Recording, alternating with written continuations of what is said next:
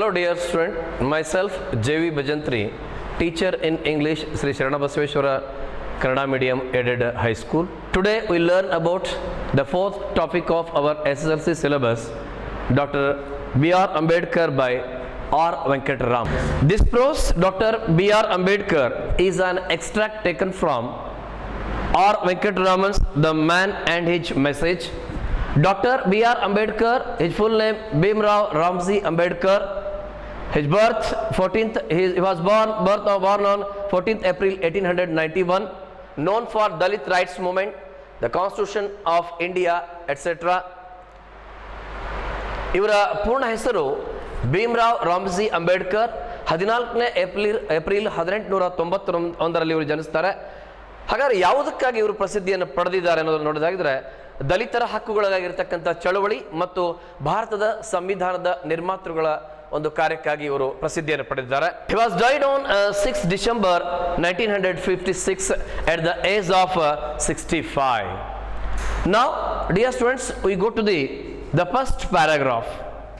The highlights of the first paragraph. ಮೊದಲನೆಯ ಪ್ಯಾರಾಗ್ರಾಫ್ನ ಒಂದು ಮುಖ್ಯಾಂಶಗಳನ್ನು ನಾವು ಇಲ್ಲಿ ಗಮನಿಸೋದಾಗಿದ್ರೆ, Dr. B.R. Ambedkar by Sri R. Venkatraman. You see the first paragraph. Dr. Ambedkar was a voracious reader. He had an insatiable thirst for books. He bought books by curtailing his daily needs. In New York, he purchased 2,000 books, and from London, he bought so many books that they had to be sent to India in 32 boxes. These all points. And Dr. Ambedkar ಬಾಲ್ಯದಲ್ಲಿದ್ದಾಗ ಅವರು ಒಬ್ಬ ನಿರಂತರ ಓದುಗರಾಗಿದ್ದರು. ಅವರಲ್ಲಿ ಪುಸ್ತಕಗಳ ಬಗ್ಗೆ ಎಂತಹ ಒಂದು ಪ್ರೀತಿ ಇತ್ತಂದ್ರೆ ತೃಪ್ತಿ ಪಡಿಸಲಾರದಂತಹ ಪುಸ್ತಕದ ಓದುವ ದಾಹ ಅವರಲ್ಲಿ ಇತ್ತು ಅನ್ನುವಂಥದ್ದನ್ನು ನಾವು ನೋಡ್ತೇವೆ. ಬಾಲ್ಯದಲ್ಲಿದ್ದಾಗ ಹಿ ಕರ್ಟಲಿಂಗ್ ಈಸ್ ಡೈಲಿ ನೀಡ್ಸ್, ತನ್ನ ಪ್ರತಿನಿತ್ಯದ ಆ ಬೇಡಿಕೆಗಳನ್ನು ಅಥವಾ ಖರ್ಚುಗಳನ್ನು ಮಿತಿಗೊಳಿಸಿ ಕಡಿತಗೊಳಿಸಿ ಅವರು ಆ ಹಣದಲ್ಲಿ ಪುಸ್ತಕಗಳನ್ನು ಕೊಂಡು ಓದ್ತಾ ಇದ್ರು ಅನ್ನೋದನ್ನು ಗಮನಿಸ್ತೇವೆ. ನ್ಯೂಯಾರ್ಕಿಗೆ ಹೋದಾಗ ಅವರ ಬದುಕಿನಲ್ಲಿ ಆಗಿರ್ತಕ್ಕಂಥ 2 ಘಟನೆಗಳನ್ನು ನಾವು ಗಮನಿಸೋದಾಗಿದ್ರೆ ಪುಸ್ತಕಗಳ ಬಗ್ಗೆ ಅವರು ಎಷ್ಟು ಪ್ರೀತಿಯನ್ನು ಹೊಂದಿದ್ರು ಅಂದರೆ, ನ್ಯೂಯಾರ್ಕಿಗೆ ಹೋದಾಗ 2,000 ಹಳೆಯ ಪುಸ್ತಕಗಳನ್ನು ಖರೀದಿ ಮಾಡಿದ್ರು. ಮುಂದೆ ಲಂಡನ್ಗೆ 2ನೇ ದುಂಡು ಮೇಜಿನ ಸಮ್ಮೇಳನಕ್ಕೆ ಹೋದಂಥ ಸಂದರ್ಭದಲ್ಲಿ ಸುಮಾರು ಪುಸ್ತಕಗಳನ್ನು ಖರೀದಿ ಮಾಡಿ 32 ಬಾಕ್ಸ್ಗಳಲ್ಲಿ ಪೆಟ್ಟಿಗಳಲ್ಲಿ ಅದನ್ನು ಭಾರತಕ್ಕೆ ಕಳಿಸಿಕೊಟ್ಟರು ಅನ್ನೋದನ್ನು ನೋಡ್ತೇವೆ.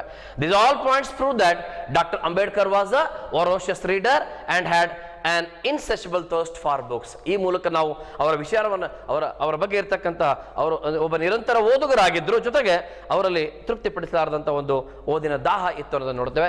C the second paragraph. Doctor Ambedkar was influenced by the 2 factors. ತಮ್ಮ ಬದುಕಿನಲ್ಲಿ ಅವರು ಈ ಸಾಮಾಜಿಕ ಹೋರಾಟಕ್ಕೆ ಇಳಿದಕ್ಕಿಂತ ಪೂರ್ವದಲ್ಲಿ 2 ಘಟನೆಗಳು ಅವರ ಮೇಲೆ ಅತಿ ಹೆಚ್ಚು ಪರಿಣಾಮವನ್ನು ಬೀರಿದ ಅನ್ನೋದನ್ನು ನಾವು ಗಮನಿಸ್ತೇವೆ ಅನ್ನುವಂಥದ್ದು. ಮೊದಲನೇದಾಗಿ 14th Amendment to USA Constitution gave freedom to the black Americans. ಅಮೆರಿಕದಲ್ಲಿ ಡಾಕ್ಟರ್ ಅಂಬೇಡ್ಕರ್ ಅವರು ಹೋಗಿದ್ದಂಥ ಸಂದರ್ಭದಲ್ಲಿ ಅವರ ಬದುಕಿನಲ್ಲಿ ಅತಿ ಹೆಚ್ಚು ಪರಿಣಾಮವನ್ನು, ಅತಿ ಮುಖ್ಯವಾದ ಪರಿಣಾಮವನ್ನು ಬೀರಿದಂಥ ಅಂಶ ಅಂದರೆ ಯುನೈಟೆಡ್ ಸ್ಟೇಟ್ಸ್ ಆಫ್ ಅಮೆರಿಕ ಸಂಯುಕ್ತ ಸಂಸ್ಥಾನದ ಒಂದು ಸಂವಿಧಾನಕ್ಕೆ 14ನೇ ತಿದ್ದುಪಡಿಯನ್ನು ಮಾಡ್ತಾರೆ. ಆ ತಿದ್ದುಪಡಿಯ ಮೂಲಕ ಅಲ್ಲಿಯ ಕಪ್ಪು ಅಮೆರಿಕನರಿಗೆ ಸ್ವಾತಂತ್ರ್ಯವನ್ನು ಕೊಡ್ತಾರೆ. ಈ ಘಟನೆ ಡಾಕ್ಟರ್ ಅಂಬೇಡ್ಕರ್ ಅವರ ಮೇಲೆ ಬಹಳಷ್ಟು ಪರಿಣಾಮವನ್ನು ಬೀರ್ತದೆ. ಅದರ ಜೊತೆಗೆ the second factor, Mahatma Phule was struggling for classless society and women's uplift. ಇದರ ಜೊತೆಗೆ ಮಹಾತ್ಮ ಫುಲೆ ಭಾರತದ ಸಮಾಜದ ಒಬ್ಬ ಸುಧಾರಕರಲ್ಲಿ ಅಗ್ರಗಣ್ಯ ನಾಯಕರಂದ್ರೆ ಮಹಾತ್ಮ ಫುಲೆ ಅವರು.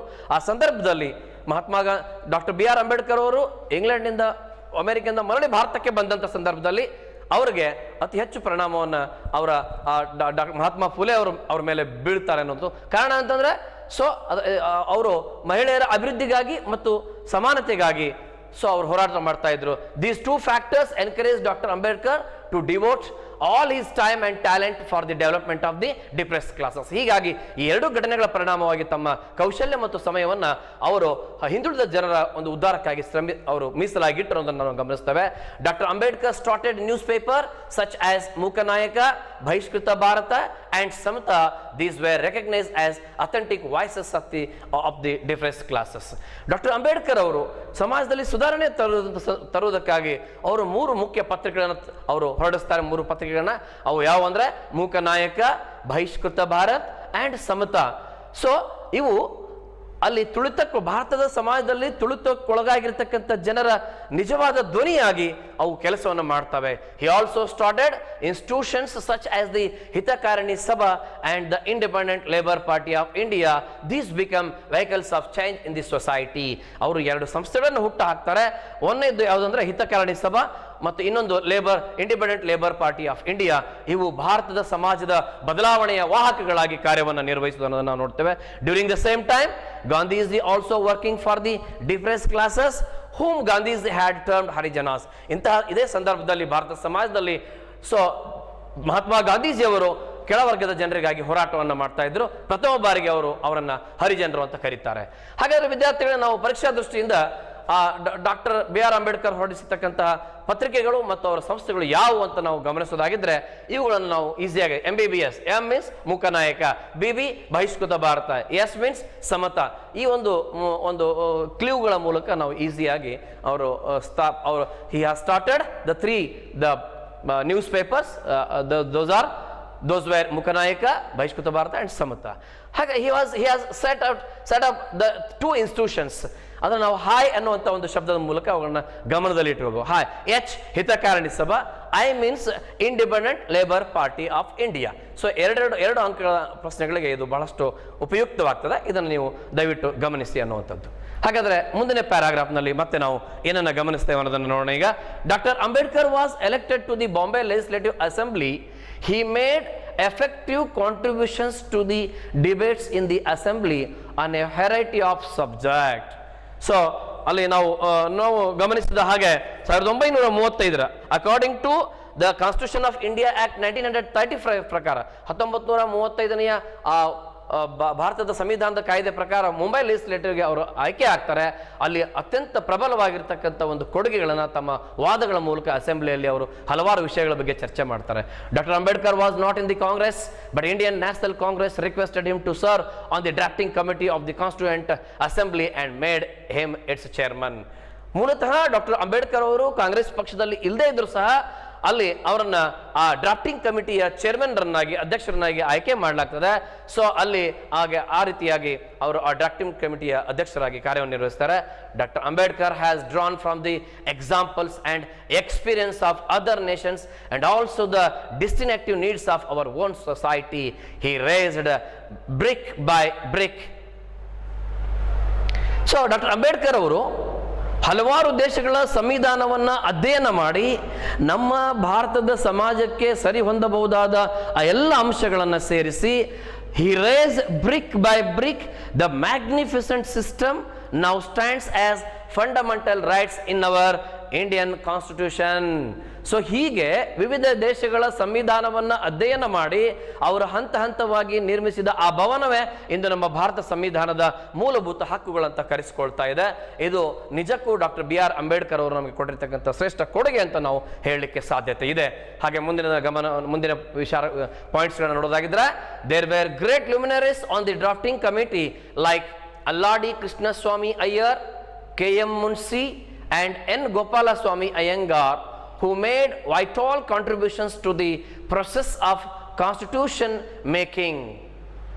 ಸೊ ಡಾಕ್ಟರ್ BR ಅಂಬೇಡ್ಕರ್ ಅವರು ಡ್ರಾಫ್ಟಿಂಗ್ ಕಮಿಟಿಯ ಚೇರ್ಮನ್ ಆಗಿದ್ರು ಕೂಡ ಅವರಿಗೆ ಸಹಾಯವನ್ನು ಮಾಡೋದಕ್ಕಾಗಿ ಅಲ್ಲಾಡಿ ಕೃಷ್ಣಸ್ವಾಮಿ ಅಯ್ಯರ್, KM ಮುನ್ಸಿ, ಇನ್ನು ಹಾಗೆ ಗೋಪಾಲಸ್ವಾಮಿ ಅಯ್ಯಂಗಾರ್ ಅವರು ಕೂಡ ತಮ್ಮ ಕೊಡುಗೆಗಳನ್ನು ಭಾರತ ಸಂವಿಧಾನದ ರಚನೆಗಾಗಿ ಕೊಟ್ಟರು ಅನ್ನೋದನ್ನು ನಾವು ಅಲ್ಲಿ ಗಮನಿಸ್ತೇವೆ ಅನ್ನುವಂಥದ್ದು.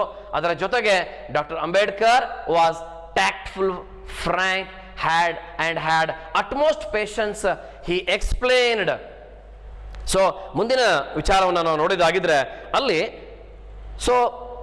ಡಾಕ್ಟರ್ ಅಂಬೇಡ್ಕರ್ ಅವರಲ್ಲಿರ್ತಕ್ಕಂಥ ಒಂದು ಟ್ಯಾಕ್ಟ್ಫುಲ್ನೆಸ್, ಆ ಫ್ರಾಂಕ್ನೆಸ್ ಮತ್ತು ಅವ್ರು ಹೊಂದಿರತಕ್ಕಂಥ ಆ ತಾಳ್ಮೆ, ಇವೆಲ್ಲವನ್ನ he explained clearly the meaning and scope of draft constitution. Doctor BR Ambedkar ಅವರು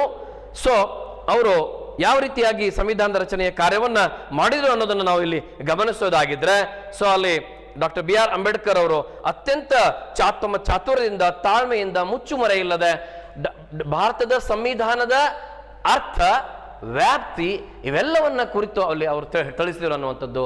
there were great luminaries on the drafting committee. And ಮುಂದೆ ನಾವು ನೋಡ್ತೇವೆ and draft. He explained most complicated legal concept which could by easily understood even by layman.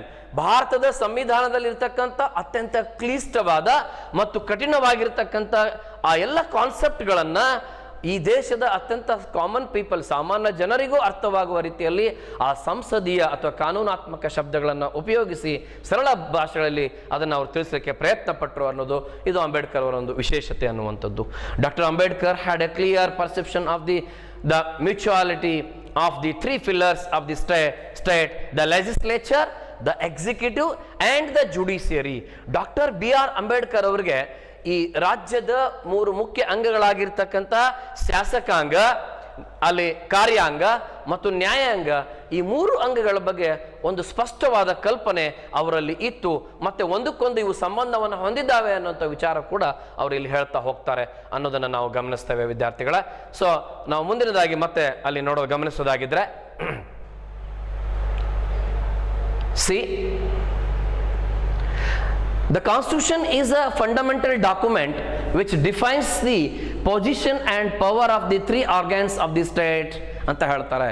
ಹಾಗಾದ್ರೆ ಸಂವಿಧಾನ ಅಂದ್ರೆ ಏನು ಅನ್ನೋದನ್ನ doctor BR Ambedkar ಅವರು ಬಹಳಷ್ಟು ಉತ್ತಮವಾಗಿ ಇಲ್ಲಿ ನಮಗೆ ಹೇಳ್ತಾರೆ ಅನ್ನುವಂಥದ್ದು. ಸಂವಿಧಾನ ಅನ್ನುವಂಥದ್ದು ಅದು ಸಂವಿಧಾನವು ಒಂದು ಮೂಲಭೂತವಾದ ಅಂಗ. ಅದರ ಜೊತೆಗೆ ಸಂವಿಧಾನವು ರಾಜ್ಯದ 3 ಅಂಗಗಳಾಗಿರ್ತಕ್ಕಂಥ ಆ 3 ಅಂಗಗಳ ಬಗ್ಗೆ ಒಂದು ಸ್ಪಷ್ಟವಾಗಿರ್ತಕ್ಕಂಥ ಅವುಗಳ ಸ್ಥಾನ ಮತ್ತು ಅವುಗಳ ಅಧಿಕಾರವನ್ನು ಕುರಿತು ಅದು ಸ್ಪಷ್ಟವಾಗಿ ಹೇಳ್ತದೆ.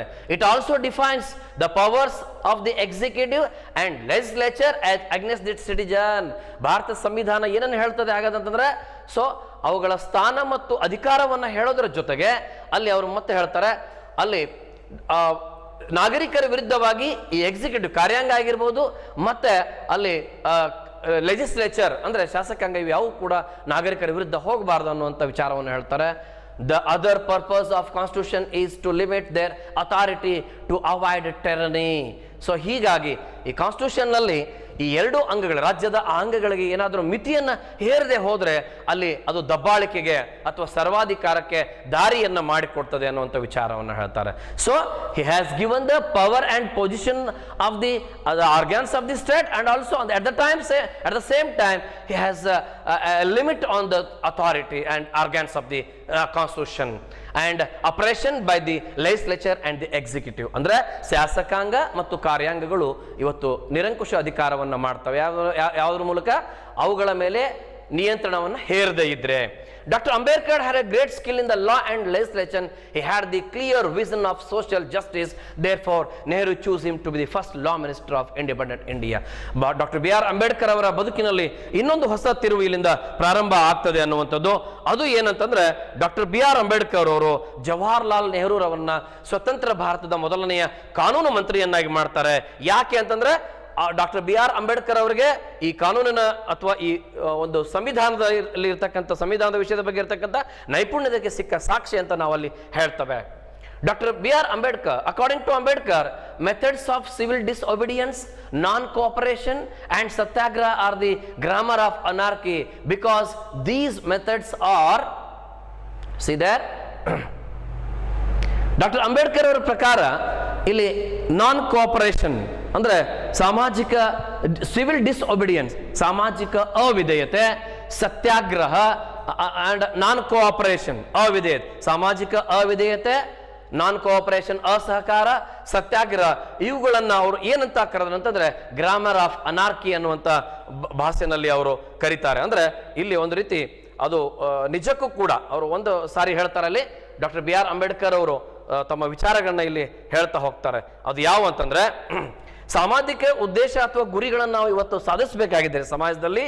ಸೊ ಅವರು ಒಂದು ಮಾತನ್ನು ಹೇಳ್ತಾರೆ. ಸೊ ಈ ಅಸಹಕಾರ ಚಳವಳಿ, ಸತ್ಯಾಗ್ರಹ, ಸಿವಿಲ್ ಡಿಸ್ಒಬಿಡಿಯನ್ಸ್ ಇವೆಲ್ಲವೂ ಕೂಡ ಇಲ್ಲಿ ಅವರು ಇವ್ಯಾವೂ ಕೂಡ ಸರಿಯಾದ ಕ್ರಮದಲ್ಲಿ ಇಲ್ಲ ಅನ್ನುವಂಥ ವಿಚಾರವನ್ನು ಹೇಳ್ತಾರೆ. ನೆಸರಿ in state which is ruled by foreigner. Because ಯಾಕೆ ಅವರನ್ನ ಗ್ರಾಮರ್ ಆಫ್ ಅನಾರ್ಕಿ ಅಂತ ಅವರು ಕರೀತಾರೆ ಅವುಗಳನ್ನಂತಂದ್ರೆ ಅಲ್ಲಿ ಉದ್ದೇಶ ಇಷ್ಟೇ. So those were necessary in state which is ruled by foreigners. ನಾವು ಈ ಸಾಮಾಜಿಕ ಅವಿಧೇಯತೆ, ಅಸಹಕಾರ ಅಥವಾ ಸತ್ಯಾಗ್ರಹನ ವಿದೇಶಿಯರು ನಮ್ಮನ್ನು ಆಳ್ವಿಕೆ ಮಾಡುವಂಥ ಸಂದರ್ಭದಲ್ಲಿ ಮಾಡಿದ್ರೆ ಸರಿ ಇತ್ತು. But in a democratic country ನಾವೆಲ್ಲರೂ ಯಾವ ಒಂದು ಸ್ಥಿತಿಯಲ್ಲಿ ಬದುಕ್ತಾ ಇದ್ದೇವೆ. ಇವತ್ತು ಪ್ರಜಾಪ್ರಭುತ್ವ ವ್ಯವಸ್ಥೆಯಲ್ಲಿ we have been living under the democratic country. These methods should not be use. ಈಗ ಅವುಗಳ ಅವಶ್ಯಕತೆ, ಯಾಕೆಂದ್ರೆ ಜನಪ್ರತಿನಿಧಿಗಳನ್ನ ನಾವೇ ಆಯ್ಕೆ ಮಾಡಿ ಕಳಿಸ್ತಿರ್ತೀವಿ, ಅವರ ವಿರುದ್ಧ ನಾವು ಹೋರಾಟವನ್ನು ಮಾಡೋದು ಸರಿಯಲ್ಲ ಅನ್ನುವಂಥ ವಿಚಾರವನ್ನು ಹೇಳ್ತಾರೆ. If use there would be loss of live and public property. ಆ ರೀತಿಯಾಗಿ ಈ ಪ್ರಜಾಪ್ರಭುತ್ವ ರಾಷ್ಟ್ರದಲ್ಲಿ ಇವುಗಳನ್ನು ನಾವು ಈ ಗ್ರಾಮರ್ ಆಫ್ ಅನಾರ್ಕಿಯನ್ನು ಯೂಸ್ ಮಾಡಿದ್ದೆ ಆದರೆ ಅದು ನಿಜಕ್ಕೂ ಕೂಡ ಅಲ್ಲಿ ಸಾರ್ವಜನಿಕರ ಜೀವನ ಮತ್ತು ಸಾರ್ವಜನಿಕರ ಆಸ್ತಿ ಪಾಸ್ತಿಯನ್ನು ನಷ್ಟ ಮಾಡಿದ ಹಾಗೆ ಅಂತ ಹೇಳ್ತಾರೆ. ಡಾಕ್ಟರ್ ಅಂಬೇಡ್ಕರ್ ಮತ್ತು ಮಹಾತ್ಮ ಗಾಂಧೀಜಿಯವರು ಭಾರತ ದೇಶದಲ್ಲಿರ್ತಕ್ಕಂತಹ ಸಾಮಾಜಿಕ ಅನಿಷ್ಟ ಪದ್ಧತಿಯಾಗಿರ್ತಕ್ಕಂಥ ಜಾತಿ ಪದ್ಧತಿಯನ್ನು ಅವರು ಕಿತ್ತು ಹಾಕಲಿಕ್ಕೆ ಎಷ್ಟೆಲ್ಲ ಕಷ್ಟಪಟ್ಟರು ಅನ್ನೋದನ್ನು ಈ ಪ್ಯಾರಾಗ್ರಾಫ್ನಲ್ಲಿ ನೋಡ್ತೇವೆ. Doctor Ambedkar and Mahatma Gandhiji try to wipe out caste discrimination from India. ಭಾರತದ ಸಮಾಜದಿಂದ ಜಾತಿ ಪದ್ಧತಿಯನ್ನು ತೆಗೆದು ಹಾಕಲಿಕ್ಕೆ ಬಹಳಷ್ಟು ಹೋರಾಟವನ್ನು ಮಹಾತ್ಮ ಗಾಂಧೀಜಿಯವರು ಮತ್ತು ಡಾಕ್ಟರ್ ಬಿ ಆರ್ ಅಂಬೇಡ್ಕರ್ ಅವರು ಮಾಡ್ತಾರೆ. ಹಾಗಾದ್ರೆ ಗಾಂಧೀಜಿಯವರು ಹೇಗೆ ಅದನ್ನು ಕಾರ್ಯವನ್ನು ಮಾಡ್ತಾರೆ? Gandhiji reminded the higher caste there duty toward the depress classes. ಈ ಆಗಿನ ಸಮಾಜದಲ್ಲಿ ಇರ್ತಕ್ಕಂಥ ಉನ್ನತ ಜಾತಿಯ ವರ್ಗದ ಜನರಿಗೆ ಕೆಳ ಜಾತಿಯ ಜನರ ಅಭಿವೃದ್ಧಿಗಾಗಿ ನೀವು ಮಾಡಬೇಕಾಗಿರ್ತಕ್ಕಂಥ ಕಾರ್ಯಗಳೇನು, ನಿಮ್ಮ ಡ್ಯೂಟಿ ಏನು ಕಾರ್ಯ ಅನ್ನೋದ್ರ ಬಗ್ಗೆ ಹೇಳ್ತಾರೆ. And doctor Ambedkar did the same reminding them of their duties ಅಂತ ಹೇಳ್ತಾರೆ. ಅಂದ್ರೆ ಇಲ್ಲಿ ಅವ್ರು ಹೇಳ್ತಾರೆ so inherent rights to equality with the higher caste ಅಂತ ಹೇಳ್ತಾರೆ. ಅಂದ್ರೆ ಡಾಕ್ಟರ್ ಅಂಬೇಡ್ಕರ್ ಅವರು ಕೆಳಜಾತಿಯ ಆ ದಲಿತ ವರ್ಗದವರಿಗೆ ನೀವು ಮೇಲ್ಜಾತಿಯ ಜನರಿಗೆ ಸರಿ ಸಮಾನವಾದ ರೀತಿಯಲ್ಲಿ ನೀವು ಬೆಳೆದು ನಿಲ್ಬೇಕಂದ್ರೆ ನೀವು ನಿಮ್ಮ ಹಕ್ಕುಗಳನ್ನ ಉಪಯೋಗಿಸ್ಕೊಳ್ಬೇಕಂತ ಹೇಳ್ತಾರೆ. ಸೊ ಇದ್ರ ಮೂಲಕ ನಾವು ಹೇಳ್ತೇವೆ one trust the duties and another trust the rights ಅಂತ ಹೇಳ್ತಾರೆ. ಇಲ್ಲಿ ಮಹಾತ್ಮ ಗಾಂಧೀಜಿಯವರು ಕರ್ತವ್ಯಗಳ ಬಗ್ಗೆ ಹೇಳಿದ್ರೆ ಡಾಕ್ಟರ್ ಬಿ ಆರ್ ಅಂಬೇಡ್ಕರ್ ಅವರು ಹಕ್ಕುಗಳ ಬಗ್ಗೆ ಹೇಳ್ತಾರೆ ಅಂತ ಹೇಳ್ತೇವೆ. ಇದು ನಿಜಕ್ಕೂ ಕೂಡ ಅದ್ಭುತವಾಗಿರ್ತಕ್ಕಂಥ ಒಂದು ಪರಿಕಲ್ಪನೆ. ಅಂತಹ ಆ ಜಾತಿಯ ವ್ಯವಸ್ಥೆಯ ಜಾಡ್ಯತೆಯನ್ನು ಹೊಂದಿರತಕ್ಕಂಥ ಸಮಾಜದಲ್ಲಿ so they have tried to eradicated all such evils from our Indian society those days. There are only 2 caste divisions in the work according to the Buddha and Avai. ಬಹಳ ಅದ್ಭುತವಾಗಿ ಇಲ್ಲಿ ಒಂದು ವಿಚಾರವನ್ನು ನಾವು ಗಮನಿಸಬೇಕಾಗ್ತದೆ. So we have been seeing in our Indian history there are a lot of social reformers and also the great poets and writers. ಅದರಲ್ಲಿ ಮಹಾತ್ಮ ಬುದ್ಧನನ್ನು ನಾವು ನೋಡ್ತೇವೆ. ಬುದ್ಧರ ಪ್ರಕಾರ ಯಾವುದು ಹಾಗಾದ್ರೆ ಜಾತಿಯ ವ್ಯವಸ್ಥೆ ಯಾವುದು ಅಂತ ಸುಮಾರು 2,500 ವರ್ಷಗಳ ಹಿಂದೆ ಬುದ್ಧ ಹೇಳ್ತಾರೆ. So there are 2 castes in our Indian society, the noble and wholesome, the ignoble and unwholesome ಅಂತ ಹೇಳ್ತಾರೆ. ಎಷ್ಟು ಅದ್ಭುತವಾಗಿ ಹೇಳ್ತಾರೆ ಅಂತಂದ್ರೆ ಸುಮಾರು 2,500 ವರ್ಷಗಳ ಹಿಂದೆ ಬುದ್ಧ ಹೇಳ್ತಾರೆ ಇರೋದು 2 ಜಾತಿ ಅಂತ ಹೇಳ್ತಾರೆ ಅವರು. ಯಾವುದು ಹಾಗಾದ್ರೆ ಆ ಜಾತಿಗಳು ಯಾವುದು? ಉನ್ನತ ಮತ್ತು ಪರಿಪೂರ್ಣ ವರ್ಗ ಮತ್ತು ಉನ್ನತವಲ್ಲದ ಅಪರಿಪೂರ್ಣ ವರ್ಗ ಅಂತ ಒಂದು ಹೇಳ್ತಾರೆ. And the Tamil poetess Avai said once said, ಅವ್ರು ಹೇಳ್ತಾರೆ so only the 2 castes in our Indian society, the one is charitable and superior, second one is miser and inferior. ಹಾಗಾದ್ರೆ ತಮಿಳಿನ ಶ್ರೇಷ್ಠ ಕವಿಯತ್ರಿಯಾಗಿರ್ತಕ್ಕಂಥ ಅವೈ ಅವರ ಪ್ರಕಾರ ಇರೋದು 2 ಜಾತಿ ಅಂತ ಹೇಳ್ತಾರೆ. ಅಂದ್ರೆ ಯಾವುದಂತಂದ್ರೆ ಚಾರಿಟೇಬಲ್, ದಾನ ಧರ್ಮ ಮಾಡುವಂತ ಶ್ರೇಷ್ಠ ಜಾತಿ, ಇನ್ನೊಂದು ಜಿಪುಣತನ ಮಾಡತಕ್ಕಂಥ ಕೆಳಮಟ್ಟದ ಜಾತಿ ಅನ್ನುವಂಥ ವಿಚಾರವನ್ನ ತಮ್ಮ ವಿಚಾರಗಳಲ್ಲಿ ಹೇಳ್ತಾರೆ. ಸೊ ಅಂಡ್ ಮುಂದಿನ ವಿಚಾರಗಳನ್ನು ನಾವಿಲ್ಲಿ ಮತ್ತೆ ಗಮನಿಸೋದ್ರೆ ಸೊ ಆಗಿನ ಸಂದರ್ಭದಲ್ಲಿ ಭಾರತದ ಸಮಾಜದಲ್ಲಿ ಕಾಲಕಾಲಕ್ಕೆ ಮಹಾನ್ ನಾಯಕರು ಮಹಾನ್ ವ್ಯಕ್ತಿಗಳು ಹುಟ್ಟಿ ಆ ಸಮಾಜದಲ್ಲಿರ್ತಕ್ಕಂಥ ಅಂಕು ಡೊಂಕುಗಳನ್ನು ತಿದ್ದಲಿಕ್ಕೆ ಅಲ್ಲಿ ಪ್ರಯತ್ನ ಪಟ್ಟರು ಅನ್ನೋದನ್ನು ನಾವು ಗಮನಿಸ್ತೇವೆ. when Dr. Ambedkar passed away in December 1956, Jawaharlal Nehru made a moving reference in the Lok Sabha, described Dr. Ambedkar as a symbol of revolt. So ಮುಂದಿನ ವಿಚಾರವನ್ನು ನಾವು ನೋಡ್ತೇವೆ. ಅಂಬೇಡ್ಕರ್ ಅವರು 1956ರಲ್ಲಿ ಕೊನೆ ಉಸಿರೆಳೆದಾಗ ಇಹಲೋಕವನ್ನು ತ್ಯಜಿಸಿದಾಗ ಸೊ ಜವಾಹರ್ಲಾಲ್ ನೆಹರೂರವರು ಡಾಕ್ಟರ್ ಬಿ ಆರ್ ಅಂಬೇಡ್ಕರ್ ಅವರನ್ನ ಕುರಿತು ಹೇಳ್ತಾರೆ. ಅಲ್ಲಿ ಭಾರತದ ಸಂಸತ್ತಿನಲ್ಲಿ ಹೇಳ್ತಾರೆ so we have lost the symbol of revolt. So doctor B R Ambedkar ಏನಾಗಿದೆ ಅಂದ್ರೆ ಅವರೊಂದು ಕ್ರಾಂತಿಯ ಪ್ರತೀಕವಾಗಿದ್ದರು, ಅವ್ರನ್ನ ನಾವು ಕಳೆದುಕೊಂಡ್ವಿ ಅನ್ನುವಂಥ ವಿಚಾರವನ್ನು ಕೂಡ ಅಲ್ಲಿ ಅವ್ರು ಹೇಳ್ತಾರೆ ಅನ್ನುವಂಥದ್ದು. ಆ್ಯಂಡ್ ಹೀಗೆ ಡಾಕ್ಟರ್ ಬಿ ಆರ್ ಅಂಬೇಡ್ಕರ್ ಅವರು ಯಾವ ರೀತಿಯಾಗಿ ಸಮಾಜವನ್ನು ಸುಧಾರಣೆ ಮಾಡಲಿಕ್ಕೆ ಪ್ರಯತ್ನಿಸಿದ್ರು ಅಂತ ಸೊ ಅನ್ನೋದನ್ನು ನಾವಲ್ಲಿ ಗಮನಿಸ್ತಾ ಹೋಗ್ತೇವೆ ಅನ್ನುವಂಥದ್ದು. Okay dear students, after the completion of the lesson ನಾವು we discuss about the 2 marks questions of the fourth topic, Dr. B. R. Ambedkar. See the first question, why did Jawaharlal Nehru choose Dr. B. R. Ambedkar to the first law minister of India? See the students, this question came SLC exam 2019 ಕಳೆದ June 2019 ಪರೀಕ್ಷೆಯಲ್ಲಿ ಇದು ಪ್ರಶ್ನೆ ಬಂದಿತ್ತು. Doctor B R Ambedkar ಅವರನ್ನ ಜವಾಹರ್ಲಾಲ್ ನೆಹರು ಅವರು ಯಾಕೆ ಸ್ವತಂತ್ರ ಭಾರತದ ಪ್ರಥಮ ಕಾನೂನು ಮಂತ್ರಿ ಮಾಡ್ತಾರೆ? Doctor Ambedkar had skills in the law and legislation. He had a vision of social justice and he also made campaigns against social injustice. So ಅವರಿಗೆ ಕಾನೂನು ಮತ್ತು ಆ ಶಾಸಕಾಂಗದ ಬಗ್ಗೆ ಇರತಕ್ಕಂತಹ ಒಂದು ನೈಪುಣ್ಯತೆ ಮತ್ತು ಸಾಮಾಜಿಕವಾದ ಒಂದು ದೂರದೃಷ್ಟಿ ವಿಷನ್, ಅದರ ಜೊತೆಗೆ ಅವರು ಸಾಮಾಜಿಕ ಸಮಾನತೆಯಗಾಗಿ ಹೋರಾಡಿರ್ತಕ್ಕಂಥ ಅವರ ಹೋರಾಟಗಳು ಅದರಲ್ಲಿ ಒಳಗೊಂಡಿತ್ತು ಅನ್ನೋದನ್ನು ನಾವು ಗಮನಿಸ್ತೇವೆ. ಎರಡನೇ ಪ್ರಶ್ನೆಯನ್ನು ನಾವು ಗಮನಿಸೋದಾಗಿದ್ರೆ ನೋಡಿ, doctor Ambedkar, what made doctor Ambedkar describe the methods of civil disobedience, non cooperation and satyagraha as the grammar of anarchy. Ambedkar ಅವರು ಸಾಮಾಜಿಕ ಅಸಮಾನತೆ, ಅಸಹಕಾರ, ಸತ್ಯಾಗ್ರಹ ಇವುಗಳನ್ನ ಅರಾಜಕತೆಯ ವ್ಯಾಕರಣ, ಗ್ರಾಮರ್ ಆಫ್ ಅನಾರ್ಕಿ, ಅರಾಜಕತೆಯ ವ್ಯಾಕರಣ ಅಂತ ಯಾಕೆ ಕರೆದ್ರು ಅನ್ನೋದನ್ನ ನಾವು ನೋಡ್ತೇವೆ. C the answer. Dr. Ambedkar said that these three methods are necessary in the state which is ruled by foreigners, but in democratic country these were not used. ಅಂದ್ರೆ ಭಾರತವನ್ನ ವಿದೇಶಿಯರು ಆಳ್ವಿಕೆ ಮಾಡುವಂಥ ಸಂದರ್ಭದಲ್ಲಿ ಇವೆಲ್ಲವೂ ಕೂಡ ಅಲ್ಲಿ ಸಂಬಂಧಪಟ್ಟಿದ್ದು. But in democratic country these measures should not be use. ಆದರೆ ಪ್ರಜಾಪ್ರಭುತ್ವ ರಾಷ್ಟ್ರದಲ್ಲಿ ಇವು ಉಪಯೋಗ ಇಲ್ಲ ಅನ್ನೋದನ್ನು ನಾವು ಗಮನಿಸಬೇಕು. If use there would be loss of public. ಹಾಗೆ ಒಂದು ವೇಳೆ ಇವುಗಳನ್ನು ನಾವೇನಾದರೂ ಸಾಮಾಜಿಕ ಅವಿಧೇಯತೆ, ಅಸಹಕಾರ, ಸತ್ಯಾಗ್ರಹನ ಪ್ರಜಾಪ್ರಭುತ್ವ ವ್ಯವಸ್ಥೆಯಲ್ಲಿ ಬಳಸಿದ್ದೇ ಆಗಿದ್ರೆ ಅಲ್ಲಿ ಸಾರ್ವಜನಿಕವಾಗಿರ್ತಕ್ಕಂಥ ಮತ್ತು ಸಾರ್ವಜನಿಕ ಆಸ್ತಿ ಪಾಸ್ತಿಯ ನಾಶ ಅಥವಾ ಅವೆಲ್ಲ ಹಾಳಾಗ್ತವೆ ಅನ್ನೋದನ್ನು ಗಮನಿಸ್ತೇವೆ. See the third question. How did Ambedkar and Mahatma Gandhi try to wipe out caste discrimination from India? This is the question of the 2017th annual examination. ಗಮನಿಸಬೇಕು ನೀವು, ಅತಿ ಮುಖ್ಯವಾಗಿ ಈಗಾಗಲೇ ನಮ್ಮ ಆನ್ಯುವಲ್ ಎಕ್ಸಾಮ್ನಲ್ಲಿ ಬಂದಿರತಕ್ಕಂಥ ಪ್ರಶ್ನೆ. ಡಾಕ್ಟರ್ ಅಂಬೇಡ್ಕರ್ ಮತ್ತು ಮಹಾತ್ಮ ಗಾಂಧೀಜಿ ಭಾರತದ ಸಮಾಜದಿಂದ ಜಾತಿ ಪದ್ಧತಿಯನ್ನು ಹೇಗೆ ಹೋಗಲಾಡಿಸಲಿಕ್ಕೆ ಅವರು ಪ್ರಯತ್ನಿಸಿದರು? Mahatma Gandhi reminded the higher caste their duty towards the different classes. Dr. Ambedkar did the same by reminding them the rights of the rights in the inherent rights. One trusts the duties, another trusts the duties ಅಂತ ಹೇಳ್ತೀವಿ ನಾವು. ನೋಡಿ ಇಲ್ಲಿ rights, Mahatma ಗಾಂಧೀಜಿಯವರು ಮತ್ತೆ ಅವ್ರು ಹೇಗೆ ಅಲ್ಲಿ ಪ್ರಯತ್ನ ಪಟ್ಟರು ನಾವು ನೋಡಿದ್ವಿ. ಇದರ ಜೊತೆಗೆ ಅಂದರೆ ಒಬ್ಬರು ಹಕ್ಕಿನ ಬಗ್ಗೆ ಹೇಳಿದ್ರೆ ಒಬ್ಬರು ಅಲ್ಲಿ ಕರ್ತವ್ಯದ ಬಗ್ಗೆ ಹೇಳಿಕೊಟ್ರು.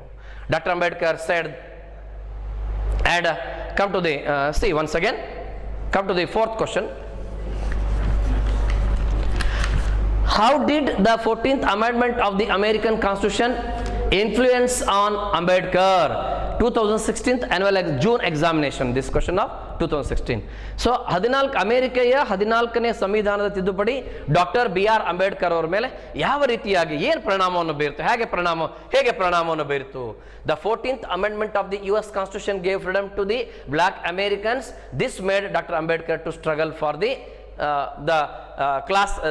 Depressed classes people in our country. ಅಮೆರಿಕೆಯ ಸಂವಿಧಾನದ 14ನೇ ತಿದ್ದುಪಡಿ ಅಲ್ಲಿ ಅವರಿಗೆ ಯಾವ ರೀತಿಯಾಗಿರ್ತಕ್ಕಂಥ ಒಂದು ಅನುಕೂಲವನ್ನು ಮಾಡಿಕೊಡ್ತು, ಯಾವ ರೀತಿ ಪರಿಣಾಮವನ್ನು ಬೀರಿತು ಡಾಕ್ಟರ್ ಬಿ ಆರ್ ಅಂಬೇಡ್ಕರ್ ಅವರ ಮೇಲೆ ಅಂದ್ರೆ ಅಲ್ಲಿ ಅಮೆರಿಕದಲ್ಲಿರ್ತಕ್ಕಂಥ ಕಪ್ಪು ವರ್ಣೀಯರಿಗೆ ಅಲ್ಲಿ ಸ್ವತಂತ್ರ ಕೊಡಲಾಯಿತು. And this made doctor Ambedkar struggle for the betterment of difference class. ಭಾರತದಲ್ಲಿರ್ತಕ್ಕಂಥ ಕೆಳಜಾತಿಯ ವರ್ಗದ ಜನರಿಗಾಗಿ ಏನಾದರೂ ಒಳ್ಳೆಯದನ್ನು ಮಾಡಬೇಕಂತ ಅವರಿಗೆ ಅದು ಅನಿಸ್ತು ಅನ್ನುವಂಥದ್ದು. Fifth question. Doctor B R Ambedkar was the voracious reader. Explain. This is also annual exam 2016th annual examination question. So doctor Ambedkar ಅವರು ಅವರೊಬ್ಬ ಅವಿಶ್ರಾಂತ ಅಥವಾ ಒಬ್ಬ ವರೋಸಿಯಸ್ ರೀಡರ್, ಜ್ಞಾನದಾಯಿ ಓದುಗರಾಗಿದ್ರು ಅಂತ ನಾವು ಹೇಗೆ ಅಲ್ಲಿ ನಾವು ಹೇಳ್ತೇವೆ ಅಂತ. Doctor Ambedkar was a voracious reader. He had an insatiable thirst for books. He bought 2000 old books from New York, some books from London, and they had sent to be 32 boxes to India. ಇದನ್ನು ನಾವು ಆಗಲೇ ನೋಡಿದ್ವಿ. ಅವರು New York ಇದ್ದಾಗ 2000 ಪುಸ್ತಕಗಳನ್ನು ಖರೀದಿ ಮಾಡಿದರು ಮತ್ತು ಇಂಗ್ಲೆಂಡ್ ದುಂಡು ಮೇಜಿನ ಸಮ್ಮೇಳನಕ್ಕೆ ಹೋದಾಗ 32 ಬಾಕ್ಸ್ಗಳಲ್ಲಿ ಭಾರತಕ್ಕೆ ಆ ಪುಸ್ತಕಗಳನ್ನು ಕಳಿಸಿಕೊಟ್ರು ಅನ್ನೋದನ್ನು ನಾವು ಅಲ್ಲಿ ನೋಡ್ತೇವೆ ಅನ್ನುವಂಥದ್ದು. ಇನ್ನು 6ನೇ ಪ್ರಶ್ನೆಯನ್ನು ನಾವು ನೋಡೋದಾಗಿದೆ. 6th question. What were the newspaper and institutions started by Dr. Ambedkar? Why did he start them? Doctor Ambedkar ಅವರು ಪ್ರಾರಂಭಿಸಿದ ಪತ್ರಿಕೆಗಳು ಯಾವುವು ಮತ್ತು ಸಂಸ್ಥೆಗಳು ಯಾಕೆ ಅವುಗಳನ್ನು ಅವರು ಸ್ಥಾಪನೆ ಮಾಡಿದರು? The news paper are Mooknayak, Bahishkrit Bharat and Samata. So ಅದರ ಜೊತೆಗೆ ಅಲ್ಲಿ ನಾವು ನಿಮಗೆ ನೋಡಿದಾಗ Hitakarini Sabha and independent labour party of India, ನಾನು ಆಗಲೇ ಪಾಠವನ್ನು ಎಕ್ಸ್ಪ್ಲೇನ್ ಮಾಡಬೇಕಾದ್ರೆ ಹೇಳಿದ್ದೀನಿ, ಆ ಅಂಶಗಳು ಇಲ್ಲಿ ಬಂದಿಲ್ಲ. So Hitakarini the institution started by doctor B R Ambedkar, Hitakarini Sabha and independent labour party of India. They were recognise as the authentic voices of the different class. ಆಗಿನ ಸಮಾಜದ ತುಳಿತಕ್ಕೊಳಗಾದ ಜನರ ಧ್ವನಿಗಳಾಗಿ ಅವು ಕಾರ್ಯನಿರ್ವಹಿಸಿದ್ರು. And they focuses on the problem of the different class. ಭಾರತದ ಅಂದಿನ ಸಮಾಜದಲ್ಲಿರ್ತಕ್ಕಂಥ ಕೆಳವರ್ಗದ ಜನರ ಪರಿಸ್ಥಿತಿಯನ್ನು ತೋರಿಸುವಂತಹ, ಅವರ ಸಮಸ್ಯೆಗಳ ಮೇಲೆ ಫೋಕಸ್ ಮಾಡ್ತಕ್ಕಂಥ ಒಂದು ವಾಹಕಗಳಾಗಿ ಅವಲ್ಲಿ ಕಾರ್ಯವನ್ನು ನಿರ್ವಹಿಸುವುದು ಅನ್ನೋದನ್ನು ನಾವಲ್ಲಿ ಗಮನಿಸ್ತೇವೆ ಅನ್ನುವಂಥದ್ದು. ಇನ್ನು ಮುಂದಿನ ಪ್ರಶ್ನೆಯನ್ನು ಗಮನಿಸೋಣ. ಕ್ವಶನ್ ನಂಬರ್ 7ಗೆ ಹೋಗೋಣ. ಗಮನಿಸಿ ಅಲ್ಲಿ 7ನೇ ಪ್ರಶ್ನೆಯನ್ನ. The constitution is a fundamental document, what does it defines? ಸಂವಿಧಾನ ಎನ್ನುವುದು ಒಂದು ಮೂಲಭೂತವಾದ ಅಂಗ, ಇದು ಏನನ್ನ ಅರ್ಥೈಸ್ತದೆ ಅಂತ ಹೇಳ್ತಾರೆ ಅವರು. ಸೊ ಆ ಕ್ವಶನ್ ನೋಡಿ ನೀವು. So the constitution is the fundamental document, it defines the power and position of the three pillars of the state ಅಂತ ಹೇಳ್ತವೆ.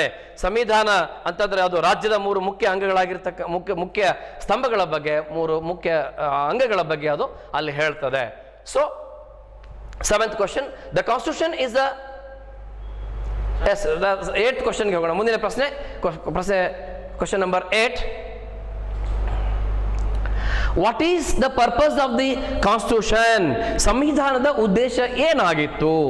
The purpose of the constitution is not only create the 3 organs of the state but to limit their authority. ಭಾರತದ ಸಂವಿಧಾನದ ಮುಖ್ಯ ಉದ್ದೇಶ ಆ ರಾಜ್ಯದ 3 ಮುಖ್ಯ ಅಂಗಗಳನ್ನು ಅಲ್ಲಿ ರಚನೆ ಮಾಡೋದು ಅಷ್ಟೇ ಅಲ್ಲ, ಅವುಗಳ ಮೇಲೆ ಒಂದು ರೀತಿಯ ಲಿಮಿಟ್ ಅನ್ನ, ತಡೆಯನ್ನು ಹಾಕೋದು ಆಗಿತ್ತು. Question number 9. There are only 2 caste divisions in the work according to the Buddha and Avai, name them. ಭಾರತದ ಸಮಾಜದ ಒಟ್ಟರೆ ಈ ಜಗತ್ತಿನಲ್ಲಿ ಇರೋದು 2 ಜಾತಿಗಳು, ಬುದ್ಧ ಮತ್ತು ಅವಯ ಪ್ರಕಾರ ಯಾವ ಹೇಳಿ ಅಂತ ಹೇಳ್ತಾರೆ.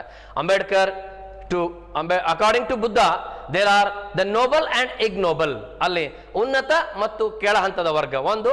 ಅಕಾರ್ಡಿಂಗ್ ಟು ಅವೈ ಅವರು ಮತ್ತೆ ಹೇಳ್ತಾರೆ, so see the full answer. Avai, there are the charitable and the miser. ದಾನ, ಉನ್ನತ ವರ್ಗದ ದಾನ ಧರ್ಮ ಮಾಡುವಂತ ಒಂದು ಜಾತಿ, ಇನ್ನೊಂದು ಜಿಪುಣ ಅಥವಾ ಕೃಪಣರಾಗಿರ್ತಕ್ಕಂಥ ಒಂದು ಜಾತಿ ಅಂತ ಅಲ್ಲಿ ಹೇಳ್ತಾರೆ. And come to the 10th question. 10ನೇ ಪ್ರಶ್ನೆಯನ್ನು ನಾವು ನೋಡೋದಾದ್ರೆ, what factors affected on doctor Ambedkar to struggle for depressed classes? ಹಿಂದುಳಿದ ವರ್ಗದ ಸಲುವಾಗಿ ಡಾಕ್ಟರ್ ಬಿ ಆರ್ ಅಂಬೇಡ್ಕರ್ ಅವರು ಹೋರಾಟ ಮಾಡಲು ಯಾವ ಅಂಶಗಳು ಅವರ ಮೇಲೆ ಪರಿಣಾಮವನ್ನು ಬೀರಿದ್ವು? The 14th amendment of the US Constitution gave freedom to the black Americans. Mahatma Phule was struggling for the women's upliftment and work for the depressed class. ಅಮೆರಿಕದ ಸಂವಿಧಾನದ 14ನೇ ತಿದ್ದುಪಡಿ, ಸೊ ಅಲ್ಲಿ ಅಮೆರಿಕನ್ನರಿಗೆ, ಕಪ್ಪು ಅಮೆರಿಕನ್ನರಿಗೆ ಸ್ವಾತಂತ್ರ್ಯವನ್ನು ಕೊಡ್ತು, ಆ ಒಂದು ಅಂಶ. ಜೊತೆಗೆ ಮಹಾತ್ಮ ಫುಲೆ, ಭಾರತದ ಸಮಾಜ ಸುಧಾರಕರಲ್ಲಿ ಒಬ್ಬರಾಗಿದ್ದ ಮಹಾತ್ಮ ಫುಲೆ ಅವರು, and he struggling for women's uplift and for classless society, this 2 factors affected on Ambedkar. ಹಾಗೆ ಅಲ್ಲ, ಅಷ್ಟರ ಜೊತೆಗೆ ಅವರು ಸಾಮಾಜಿಕ ಅಸಮಾನತೆ ವಿರುದ್ಧ ಹೋರಾಟ ಮತ್ತು ಮಹಿಳೆಯರ ಉದ್ಧಾರಕ್ಕಾಗಿ ಶ್ರಮಿಸಿರ್ತಕ್ಕಂಥ ಈ 2 ಘಟನೆಗಳು ಡಾಕ್ಟರ್ ಬಿ ಆರ್ ಅಂಬೇಡ್ಕರ್ ಅವರ ಮೇಲೆ ಬಹಳಷ್ಟು ಪರಿಣಾಮವನ್ನು ಬೀರಿದವು. This 2 factors affected on doctor Ambedkar to struggle for the difference classes. 11th question. There were great luminaries on the drafting committee. Dr. Ambedkar is remarked as the pilot. Why? ಸಂವಿಧಾನನ ರಚನೆ ಮಾಡತಕ್ಕಂಥ ಆ ಒಂದು ಸಮಿತಿಯಲ್ಲಿ ಬಹಳಷ್ಟು ಜನ ಶ್ರೇಷ್ಠ ವ್ಯಕ್ತಿಗಳು ಇದ್ರು. ಆದರೆ ಡಾಕ್ಟರ್ ಅಂಬೇಡ್ಕರ್ ನಾವು ಅದರ ಮುಖ್ಯ ಚಾಲಕ ಅಥವಾ ಪೈಲಟ್ ಅಂತ ಯಾಕೆ ಕರಿತೀವಿ? So doctor Ambedkar was the chairman of the drafting committee. ನಾವು ಗೊತ್ತಿದೆ ಈಗಾಗಲೇ ಆ ಕೆರಡು ಸಮಿತಿಯ ಅಧ್ಯಕ್ಷರಾಗಿ ಡಾಕ್ಟರ್ ಅಂಬೇಡ್ಕರ್ ಇರ್ತಾರೆ. He explain the meaning and scope of drafting constitution. ಆ ಡ್ರಾಫ್ಟಿಂಗ್ ಕಾನ್ಸ್ಟಿಟ್ಯೂಷನ್ ಅದರ ಅರ್ಥ ಮತ್ತು ವ್ಯಾಪ್ತಿಯನ್ನು ಕುರಿತು ಅಲ್ಲಿ ಅವರು ತಮ್ಮ ಅತ್ಯಂತ ಫ್ಲೇರ್ ಆಗಿರ್ತಕ್ಕಂಥ ಒಂದು ಡಿಬೇಟ್ಗಳ ಮೂಲಕ ಅಲ್ಲಿ ಚರ್ಚೆ ಮಾಡ್ತಾರೆ. He explained complicated legal concept in easy language to the layman of this country. ಆ ಕಾನೂನಿನ ಕ್ಲಿಷ್ಟವಾಗಿರ್ತಕ್ಕಂಥ ವಿಷಯಗಳನ್ನು, ಆ ಶಬ್ದಗಳನ್ನು ಈ ದೇಶದ ಜನಸಾಮಾನ್ಯರಿಗೂ ತಿಳಿಯುವ ಹಾಗೆ ಅವರು ಹೇಳ್ತಾರೆ. ಕ್ವಶನ್ ನಂಬರ್, ಮುಂದಿನ ಪ್ರಶ್ನೆಯನ್ನು ನಾವು ಗಮನಿಸೋಣ. ಈಗ ಹಾಗಾದ್ರೆ 12ನೇ ಪ್ರಶ್ನೆ, what are the significant observation of doctor Ambedkar on the constitution? ಸಂವಿಧಾನದ ಕುರಿತಾಗಿ ಡಾಕ್ಟರ್ ಅಂಬೇಡ್ಕರ್ ಅವರಿಗೆ ಗಮನಾರ್ಹ ಡಾಕ್ಟರ್ ಅಂಬೇಡ್ಕರ್ ಅವರಿಗೆ ಇರತಕ್ಕಂಥ ಗಮನಾರ್ಹ ಪರಿಕಲ್ಪನೆ ಏನಾಗಿತ್ತು? The constitution is the fundamental document, it defines the power and position of the 3 pillars of the state ಅಂತ ಹೇಳ್ತಾರೆ. ನಮಗೆ ಈಗಲೇ ಗೊತ್ತಿರುವ ಹಾಗೆ ಡಾಕ್ಟರ್ ಬಿ ಆರ್ ಅಂಬೇಡ್ಕರ್ ಅಲ್ಲಿ ಅವರು ಕಾನ್ಸ್ಟಿಟ್ಯೂಷನ್ ಬಗ್ಗೆ ಮಾಹಿತಿಯನ್ನು ಕೊಡ್ತಾರೆ. That is the definition of the constitution is fundamental document. ಅದು ಆ ರಾಜ್ಯದ 3 ಅಂಗಗಳ ಅವುಗಳ ಸ್ಥಾನ, ಅದರ ಬಗ್ಗೆ ಮತ್ತು ಅಧಿಕಾರ ಮತ್ತು ಸ್ಥಾನದ ಬಗ್ಗೆ ಹೇಳ್ತದೆ. And other purpose is not only to create the three organs of the state but limit their authority. ಹಾಗಾದರೆ ಸಂವಿಧಾನದ ಉದ್ದೇಶ ರಾಜ್ಯದ 3 ಅಂಗಗಳನ್ನು ಅಲ್ಲಿ ಕ್ರಿಯೇಟ್ ಮಾಡೋದು ಅಷ್ಟೇ ಅಲ್ಲ, ಅವುಗಳಿಗೆ ಒಂದು ಮಿತಿಯನ್ನು ಹೇರುವುದು ಕೂಡ ಆಗಿತ್ತು. ಇದು ಡಾಕ್ಟರ್ ಅಂಬೇಡ್ಕರ್ ಅವರು ಒಂದು ಗಮನಾರ್ಹ ಅಂಶ ಅಂತ ಹೇಳ್ತೀವಿ. Right question number 13, right A short note on doctor Ambedkar's ideal perception on 3 pillars of the state. Doctor Ambedkar ಅವರಿಗೆ ರಾಜ್ಯದ 3 ಅಂಗಗಳ ಬಗ್ಗೆ ಯಾವ ರೀತಿಯಾದ ಪರಿಕಲ್ಪನೆ ಇತ್ತು ಅಂತ ಹೇಳ್ತಾರೆ. Doctor Ambedkar had a clear idea about the mutual of 3 pillars of the state. ಪರಸ್ಪರ 3 ಅಂಗಗಳ ಬಗ್ಗೆ ಅವರಿಗೆ ಒಂದು ಮಾಹಿತಿ ಒಂದು ಅವರಿಗೆ ತಮ್ಮದೇ ಆಗಿರ್ತಕ್ಕಂಥ ಕ್ಲಿಯರ್ ಆಗಿರ್ತಕ್ಕಂಥ ಒಂದು ಐಡಿಯಾ ಇತ್ತು. He said that jurisdiction of each should be clear. ಅದರ ಜೊತೆಗೆ ಮತ್ತೆ ಅವರು ಯಾವುದ್ರ ಬಗ್ಗೆ ಹೇಳ್ತಾರೆ ಅಂತಂದ್ರೆ, ಸೊ ಎಲ್ಲರಿಗೂ ಕೂಡ ಆ 3 ಅಂಗಗಳ ಬಗ್ಗೆ ಸಮಾನವಾದ ಪರಿಕಲ್ಪನೆ ಒಂದು ಕಡೆ ಆದರೆ ಎಲ್ಲರಿಗೂ ಕೂಡ ಸಮಾನ ಅಧಿಕಾರವನ್ನು ಕೊಳ್ಳಾಯಿತು. ಮತ್ತೆ ಒಂದು ಅಂಗ, ರಾಜ್ಯದ ಒಂದು ಅಂಗ ಇನ್ನೊಂದು ಅಂಗಕ್ಕೆ ಯಾವುದೇ ರೀತಿಯ ಅಡ್ಡಿಯನ್ನು ಪಡಿಸಬಾರ್ದು, ಹಾಗೆ ನಾಗರಿಕರು ಕೂಡ ಸಮಾನವಾದ ಅವಕಾಶವನ್ನು ಪಡೆದುಕೊಳ್ಬೇಕು ಅನ್ನೋ ವಿಚಾರ ಬಗ್ಗೆ ಅವ್ರು ಹೇಳ್ತಾರೆ. Sense of the importance of the soul of the citizens. ಇವತ್ತು ಸಂವಿಧಾನ ಇವತ್ತು ಸಕ್ಸಸ್ ಆಗಬೇಕಂದ್ರಲ್ಲಿ ನಾಗರಿಕರ ಕರ್ತವ್ಯಗಳ ಕೂಡ ಬಗ್ಗೆ ಅವರು ಅಲ್ಲಿ ಹೇಳ್ತಾರೆ ಅನ್ನುವಂಥದ್ದು. ಸೊ ಮುಂದಿನ ಪ್ರಶ್ನೆಯನ್ನು ನಾವು ಮತ್ತೆ ನೋಡೋದಾಗಿದ್ದರೆ, see there 3 marks questions, extract. Now let us go to the extracts or 3 marks questions. The first one, they brought about a veritable revolution in social thought. 2019 ನ ಒಂದು ಆನ್ಯುವಲ್ ಎಕ್ಸಾಮಿನೇಷನ್ ಬಂದಿರತಕ್ಕಂಥ ಪ್ರಶ್ನೆ. ಅವರು ಒಂದು ದೊಡ್ಡ ಕ್ರಾಂತಿಯನ್ನು ಭಾರತ ಸಮಾಜದಲ್ಲಿ ತಂದರು. ಯಾರು? Who does they refer to? Doctor Ambedkar and Mahatma Gandhiji. and what revolution is referred here? Revolution is a social thought. So revolution ಅದು ಏನು ಹಂಗಾದರೆ ಏನು ರೆವಲ್ಯೂಷನ್ ಅಂದರೆ that is a social thought ಅನ್ನುವಂಥ ವಿಚಾರವನ್ನು ಅಲ್ಲಿ ಹೇಳ್ತಾರೆ.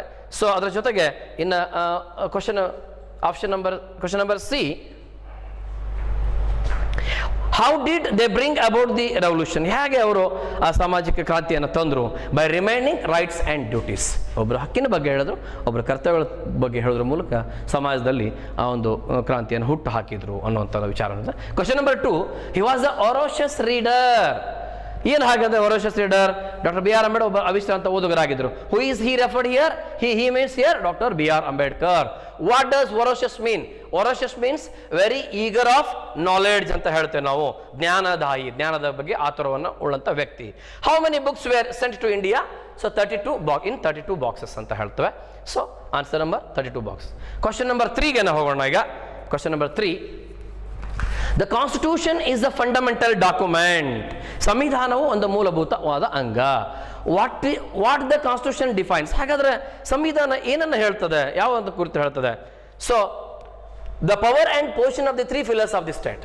ಅಧಿಕಾರ ಮತ್ತು ಅವುಗಳ ಸ್ಥಾನದ, ರಾಜ್ಯದ 3 ಅಂಗಗಳ ಅಧಿಕಾರ ಮತ್ತು ಸ್ಥಾನದ ಕುರಿತು ಬಗ್ಗೆ ಹೇಳ್ತದೆ. B, who was the chairman of the drafting committee? The answer is none other than Dr. B.R. Ambedkar. C, what is the purpose of the constitution? ಹಾಗಾದರೆ ಅಲ್ಲಿ 3ನೇ ಪ್ರಶ್ನೆ ಅಧಿಕಾರ. ಸೊ ಅಲ್ಲಿ ಕ್ವಶನ್ ನಂಬರ್ 3ರಲ್ಲಿ ನಾವು ಹೋದಾಗ ಅವರು ಹೇಳ್ತಾರೆ, what is the purpose of the constitution? ಉದ್ದೇಶ ಏನಾಗಿತ್ತು? Not only creating 3 pillars of the state but also limit their authority. 3 ಅಂಗಗಳನ್ನು ಅಲ್ಲಿ ಹುಟ್ಟು ಹಾಕೋದು ಅಷ್ಟೇ ಅಲ್ಲ, ಅದರ ಜೊತೆಗೆ ಅವುಗಳ ಅಧಿಕಾರದ ವ್ಯಾಪ್ತಿಯನ್ನು ಅಲ್ಲಿ ಲಿಮಿಟ್ಗೊಳಿಸೋದು ಆಗಿತ್ತು ಅಂತ ನೋಡ್ತೇವೆ ನಾವು. ಇನ್ನು ಪ್ರಶ್ನೆ ಸಂಖ್ಯೆ 4 ಗಮನಿಸೋಣ. He had insatiable thirst for book ಅನ್ನೋದನ್ನು ನಾವು ಈಗ ನೋಡಿದ್ವಿ. ಸೊ ಆತನಿಗೆ ತೃಪ್ತಿಪಡಿಸಲಾರದಂತಹ ಪುಸ್ತಕದ ಓದುವ ದಾಹವಿತ್ತು. Who is he referred here? He referred to here.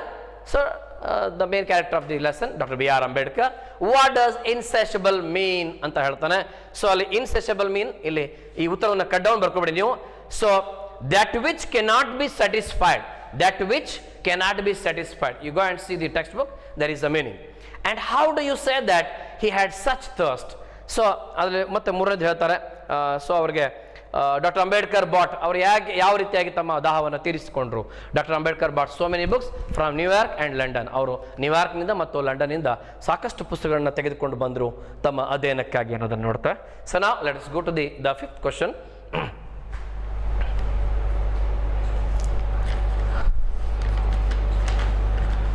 He had a clear perception of the 3 pillars of the state.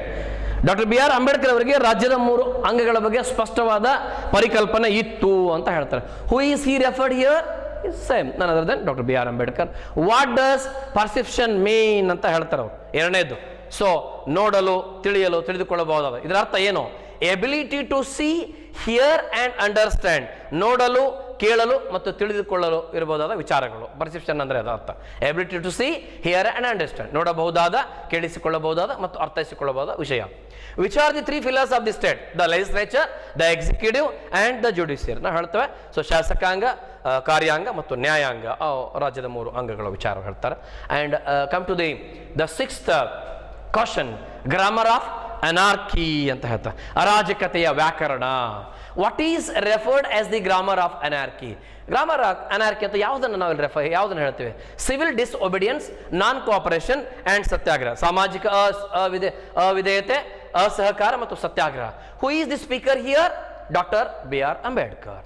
Y these methods are the grammar of anarchy? ಯಾಕೆ ಈ ಒಂದು ಪದ್ಧತಿಗಳು ಅಥವಾ ಮೆಥಡ್ಗಳು ಅಲ್ಲಿ ಅವು ಏನಂತಂದ್ರೆ ಅರಾಜಕತೆಯ ವ್ಯಾಕರಣ ಅನಿಸ್ಕೊಳ್ತವೆ. So this methods are important in the country which is ruled by foreigners. ಈ ಎಲ್ಲ ಅಂಶಗಳು ವಿದೇಶಿಯರು ನಮ್ಮನ್ನು ಆಳುವಂಥ ಸಂದರ್ಭದಲ್ಲಿ ಅವು ಸಹಕಾರವಾಗಿದ್ದು. But if you use these methods in a democratic, there would be loss of public property and lives. ಈಗ ಪ್ರಜಾಪ್ರಭುತ್ವ ರಾಷ್ಟ್ರದಲ್ಲಿ ರಾಷ್ಟ್ರದ ವ್ಯವಸ್ಥೆಯಲ್ಲಿ ನಾವು ಏನಾದರೂ ಈ ಗ್ರಾಮರ್ ಆಫ್ ಅನಾರ್ಕಿಯನ್ನು ನಾವು ಅವುಗಳನ್ನು ಬಳಸ್ಕೊಂಡ್ರೆ, ಯಾವುದು ಸಿವಿಲ್ ಡಿಸೊಬಿಡಿಯನ್ಸ್, ನಾನ್ ಕೋಆಪರೇಷನ್, ಸತ್ಯಾಗ್ರಹ ಬಳಸ್ಕೊಂಡ್ರೆ ಅಲ್ಲಿ ಒಂದು ಸಾರ್ವಜನಿಕ ಆಸ್ತಿ ಮತ್ತು ಜೀವ ಹಾನಿ ಆಗ್ಬೋದಂಥ ವಿಚಾರಗಳಲ್ಲಿ ಹೇಳ್ತಾರೆ ಅನ್ನುವಂಥದ್ದು. So come to the 7th one. The next and the 7th question, a symbol of revolt, ಕ್ರಾಂತಿಯ ಒಂದು ಪ್ರತೀಕ. who said this? ಕಂಡೋಲೆನ್ಸ್ ಒಂದು ಭಾರತ ಸಂಸತ್ನಲ್ಲಿ ಅವ್ರು ತೀರಿ ಹೋದಾಗ, ಅಂಬೇಡ್ಕರ್ ತೀರಿ ಹೋದಾಗ ಜವಾಹರ್ಲಾಲ್ ನೆಹರು ಈ ಮಾತನ್ನು ಹೇಳ್ತಾರೆ. ಸೊ ಯಾರು ಹಾಗಾದ್ರೆ ಹೇಳಿದ್ದು ಇದನ್ನ? ಮೊದಲನೇ ಪ್ರಶ್ನೆ. So who said this? Jawaharlal Nehru said this. Who does the phrase a symbol of revolt refer? ಹಾಗಾದ್ರೆ ಇಲ್ಲಿ ಸಿಂಬಲ್ ಆಫ್ ರೆವಲ್ಟ್, ಕ್ರಾಂತಿಯ ಪ್ರತೀಕ ಅನ್ನುವಂಥ ಈ ದ ಗ್ರೂಪ್ ಆಫ್ ವರ್ಡ್ಸ್ ಏನು ಹೇಳುತ್ತೆ? So who does phrase a symbol of revolt refer to? So that is doctor B.R. Ambedkar. And where did the speaker remark it? So the Jawaharlal, the speaker, where did he remark these words? In Indian Parliament or Lok Sabha. 8th one, he raised it brick by brick. ಇದನ್ನು ಅವರು ಹಂತ ಹಂತವಾಗಿ ನಿರ್ಮಿಸಿದರು, ಹಂತ ಹಂತವಾಗಿ ಮಾಡಿದರು ಅಂತ ಹೇಳ್ತೇವೆ ನಾವು. Who raised it brick by brick? Doctor B.R. Ambedkar. ಯಾರು ಆ ಮೂಲಭೂತವಾದ ಹಕ್ಕುಗಳನ್ನು ಹಂತ ಹಂತವಾಗಿ ನಿರ್ಮಿಸಿದರು? Ambedkar. What does brick by brick stand for? Example and experience of the other nations and the fundamental rights in our constitution. ವಿವಿಧ ರಾಷ್ಟ್ರಗಳಲ್ಲಿರ್ತಕ್ಕಂತಹ ಉದಾಹರಣೆಗಳ ಅವರ ಅನುಭವಕ್ಕೆ ತಕ್ಕ ಅನುಭವಗಳು ಮತ್ತು ಉದಾಹರಣೆ ತೆಗೆದುಕೊಂಡ್ರು. ಆ್ಯಂಡ್ ದ ಫಂಡಮೆಂಟಲ್ ರೈಟ್ಸ್, ನಮ್ಮ ಭಾರತ ಸಂವಿಧಾನದಲ್ಲಿ ಜಗತ್ತಿನ ಎಲ್ಲ ಸಂವಿಧಾನಗಳನ್ನು ಅಧ್ಯಯನ ಮಾಡೋದ್ರ ಮೂಲಕ ಅವುಗಳನ್ನು ನಮ್ಮ ಸಂವಿಧಾನದಲ್ಲಿ ಮೂಲಭೂತ ಹಕ್ಕುಗಳ ರೂಪದಲ್ಲಿ ನೀಡಿದರು. In this contest what was raised? So ಅಲ್ಲಿ ಮೊದಲನೇ ಕ್ವಶನ್ ಮತ್ತೆ 3rd ಕ್ವಶನ್ ಕೇಳ್ತಾನೆ. So the draft of our constitution, ಯಾವುದು ಹಂತ ಹಂತವಾಗಿ ನಿರ್ಮಿಸಲ್ಪಟ್ಟಿದ್ದು? Our Indian constitution is made brick by brick. And the next question is the ninth one. Who could have dreamt that one born to Mahar family and would one day become not only a law minister but a lawmaker? ಈ ದೇಶದ ಮಹರ್ ಎನ್ನುವಂಥ ಕೆಳಜಾತಿಯಲ್ಲಿ ಹುಟ್ಟಿರ್ತಕ್ಕಂಥ ಒಬ್ಬ ವ್ಯಕ್ತಿ ಮುಂದೊಂದು ದಿನ ಕೇವಲ ಕಾನೂನು ಮಂತ್ರಿ ಅಲ್ಲ, ಕಾನೂನನ್ನು ಮಾಡ್ತಕ್ಕಂಥ ವ್ಯಕ್ತಿಯಾಗಿ ಹೇಗೆ ಬೆಳೆದ್ರು? ಸೊ SLC 2018 ಏಪ್ರಿಲಲ್ಲಿ ಬಂದಿರ್ತಕ್ಕಂಥ ಪ್ರಶ್ನೆ ಇದು. So who is referred to as law minister here? So he is none other than Dr. B.R. Ambedkar. Who chose him to be the law minister? That is Jawaharlal Nehru. And question number C, why is he recognized as the law minister? ಯಾಕೆ ಅವ್ರನ್ನ law minister ಆಗಿ ಅವರು ಮಾಡಿದ್ರು ಅನ್ನೋದನ್ನು ನಾವು ನೋಡ್ತೇವೆ. So because he was the chairman of the drafting committee and played vital role in drafting constitution. Curd ರಚನಾ ಸಮಿತಿ ಅಧ್ಯಕ್ಷರಾಗಿದ್ದು ಮತ್ತು ಅದನ್ನು ಬರೆಯುವುದರಲ್ಲಿ ಮಹತ್ತರವಾದ ಪಾತ್ರವನ್ನು ವಹಿಸಿದ್ರು. ಇದಕ್ಕಾಗಿ ಅವರನ್ನ ಲಾ ಮಿನಿಸ್ಟರ್ ಆಗಿ ಮಾಡಿದ್ರು. And come to the last question of the this topic. His flair for legislative work became evident to the whole nation. Doctor B.R. Ambedkar ಅವರು ಸಂವಿಧಾನದ ಶಾಸಕಾಂಗದ ಕುರಿತು ಡಾಕ್ಟರ್ B.R. ಅಂಬೇಡ್ಕರ್ ಅವರ ಕಾನೂನುಗಳು ಮಾದರಿಯಾಗಿದ್ದು ಇತರರಿಗೆ ಹೇಗೆ ಅಂತ ಹೇಳ್ತಾರೆ. Who flair work became evident? Doctor B.R. Ambedkar. And when did it became evident? And he contributed to the debate in the Bombay Legislature. 1935 Indian Constitution Act ಅಲ್ಲಿ ಅವರು ಏನು ಮಾಡ್ತಾರೆ, ಅಲ್ಲಿ ತಮ್ಮ ಚರ್ಚೆ ಮೂಲಕ ಬಾಂಬೆ ಲೆಜಿಸ್ಲೇಟಿವ್ ಅಸೆಂಬ್ಲಿಯಲ್ಲಿ ವಾದಗಳನ್ನು ಮಾಡೋದ್ರ ಮೂಲಕ ಅದನ್ನು ಪ್ರೂವ್ ಮಾಡ್ತಾರೆ. why is he recognized as the law minister? ಹೇಗೆ ಅವರು ಲಾ ಮಿನಿಸ್ಟರ್ ಅಂತ ರೆಕಗ್ನೈಸ್ ಆದರು? Because he was the chairman of the drafting committee and played vital role in drafting constitution. ಮತ್ತೆ ನಾವು ಆಗಲೇ ಹೇಳಿದಾಗೆ ಸೊ ಅವರು ಚರ್ಚೆಗಳ ಕರಡು ಸಮಿತಿಯ ಅಧ್ಯಕ್ಷರು ಆಗಿದ್ದರು. ಜೊತೆಗೆ ಅಲ್ಲಿ ಆ ಒಂದು ಭಾರತ ಸಂವಿಧಾನ ಬರೀಲಿಕ್ಕೆ ಅವರು ಬಹಳಷ್ಟು ಪ್ರಮುಖ ಪಾತ್ರವನ್ನು ವಹಿಸಿದ್ರು ಅನ್ನೋದನ್ನು ವಿಚಾರವನ್ನು ನೋಡ್ತೇವೆ. ಸೊ ಡಿಯರ್ ಸ್ಟೂಡೆಂಟ್ಸ್, ಇಲ್ಲಿವರೆಗೂ ನಾವು ಡಾಕ್ಟರ್ ಅಂಬೇಡ್ಕರ್ ಅವರ ಆ ಲೆಸನ್ನ ಮುಖ್ಯಾಂಶಗಳನ್ನು, ಅದರ ಜೊತೆಗೆ 2 ಅಂಕದ ಪ್ರಶ್ನೆಗಳು, ಈ ಹಿಂದೆ ಪರೀಕ್ಷೆಯಲ್ಲಿ ಬಂದಿರ್ತಕ್ಕಂಥ ಅಂಶಗಳು, ಮುಂದೆ ಬರಬಹುದಾದ ಪರೀಕ್ಷೆಯ 2 ಮಾರ್ಕ್ಸ್ ಅಂಕಗಳು, 2 ಅಂಕದ ಪ್ರಶ್ನೆಗಳು ಮತ್ತು 3 ಅಂಕದ ಪ್ರಶ್ನೆಗಳು ಈಗಲೇ ನೋಡಿದ್ದೇವೆ. ಸೊ ಇಲ್ಲಿಗೆ ಈ ಪಾಠವನ್ನು ಇಲ್ಲಿ ಮುಕ್ತಾಯಗೊಳಿಸ್ತೀವಿ.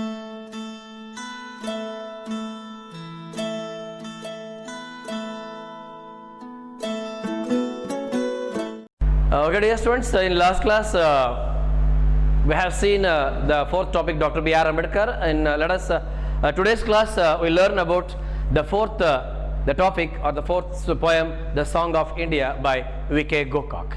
See now about the poet, but this is not necessary for your examination purpose, but for your extra information, just you see the points. Vinayak Krishna Gokak was a major Kannada writer born on 9th August 1909 at Savnu, Dharwad. He received the Padma Shri, Sahitya Academy and Gnanapita Award and literary movement Navodaya. He has died on 28th April 1992 at the age of 82. ಪ್ರಸ್ತುತ ಈ ಕವಿತೆಯ ಒಬ್ಬ ಬರಹಗಾರರು ಅಥವಾ ಕವಿಗಳು ಅಂತಂದರೆ ವಿನಾಯಕ ಕೃಷ್ಣ ಗೋಕಾಕ್ ರವರು. So Kannada ಸಾಹಿತ್ಯದ ಒಬ್ಬ ಪ್ರಮುಖ ಘಟ್ಟದ ಕವಿಗಳು, ಪ್ರಮುಖವಾದ ಕವಿಗಳಾಗಿದ್ದಾರೆ ಇವರು. 1909ನಲ್ಲಿ ಇವರು ಸವಣೂರಿನಲ್ಲಿ, ಅಂದರೆ ಪ್ರಸ್ತುತ ಹಾವೇರಿ ಜಿಲ್ಲೆಯ ಸವಣೂರಿನಲ್ಲಿ ಜನಿಸ್ತಾರೆ ಇವರು. ಇವರಿಗೆ ಪದ್ಮಶ್ರೀ, ಸಾಹಿತ್ಯ ಅಕಾಡೆಮಿ ಮತ್ತು ಜ್ಞಾನಪೀಠ ಅವಾರ್ಡ್ ಕೂಡ ಗಳಿಸಿದ್ದನ್ನು ನಾವು ಗಮನಿಸ್ತೇವೆ. ಸೊ ಇವರು ನವೋದಯದ ಒಬ್ಬ ಶ್ರೇಷ್ಠ ಕವಿ ಅಂತ ಇವ್ರನ್ನ ಹೇಳ್ತೇವೆ. ತಮ್ಮ 82ನೇ ವಯಸ್ಸಿನಲ್ಲಿ ಇವರು ಮರಣವನ್ನು ಅಪ್ಪಿದ್ರು. So let us see the poem, The Song of India. See now, this poem is in the form of dialogue between the poet and the mother, or Mother India or poet. This is the conversation between the Mother India and poet V.K. Gokak.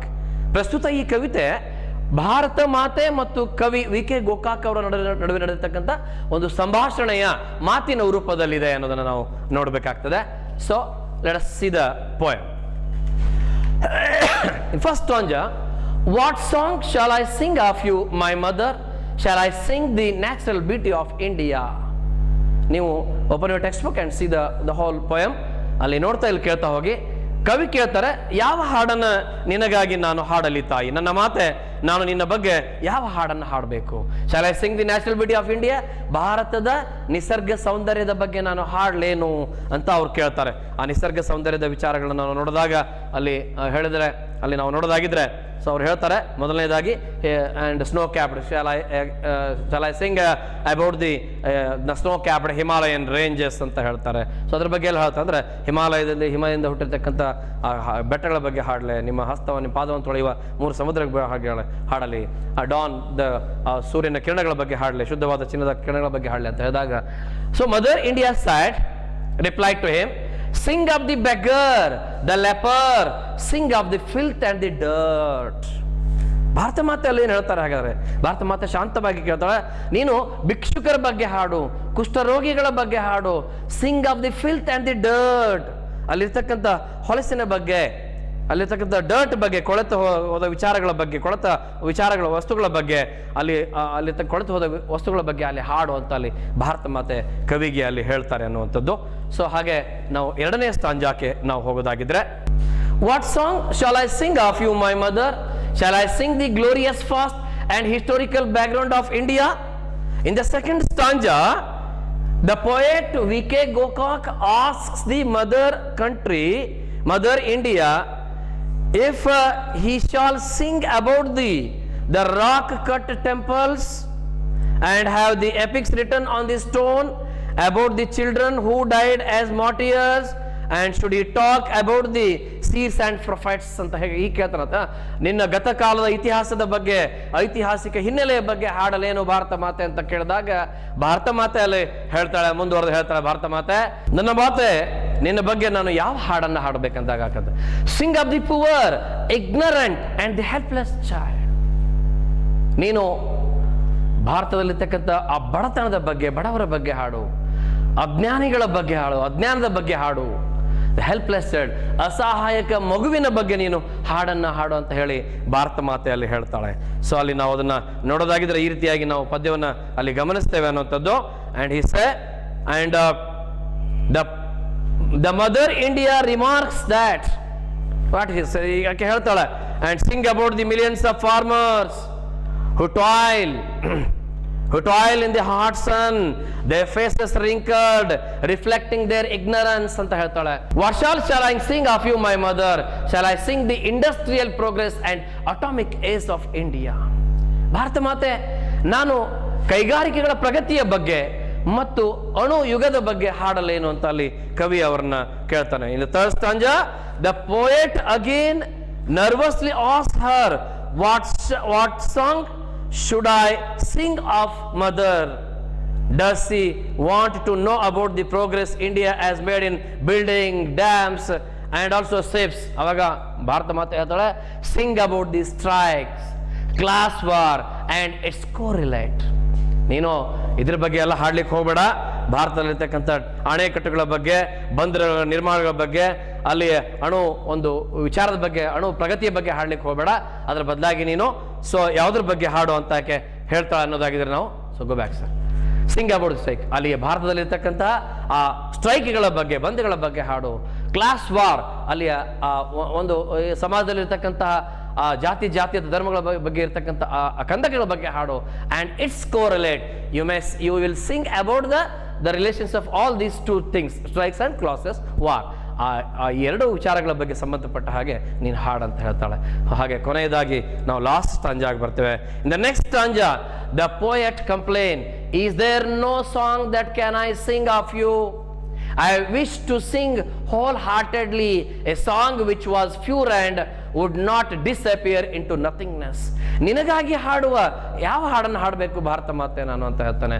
So ನಿನಗಾಗಿ hole heartedly, ಹೃದಯ ತುಂಬಿ ಹಾಡಬಹುದಾದ ಹಾಡು ಮತ್ತು ಶೂನ್ಯದಲ್ಲಿ ಲೀನವಾಗದ ಹಾಡು ಯಾವುದೂ ಇಲ್ಲವೇ?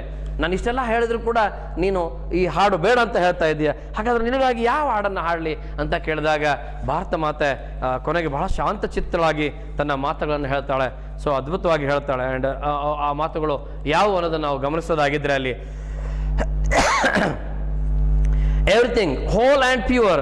Listening to this, the motherland gets up wearing a blue saree surrounded by milky white oceans reflecting light, provides a seat on which mother sits to write the book of morrows that would change India's destiny, and her forehead opens to write India's fate, where the sun god yields and drives away the darkness with its light.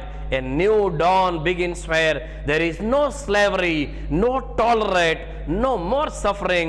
A new India is born, where new ideals, new society is created on that moment.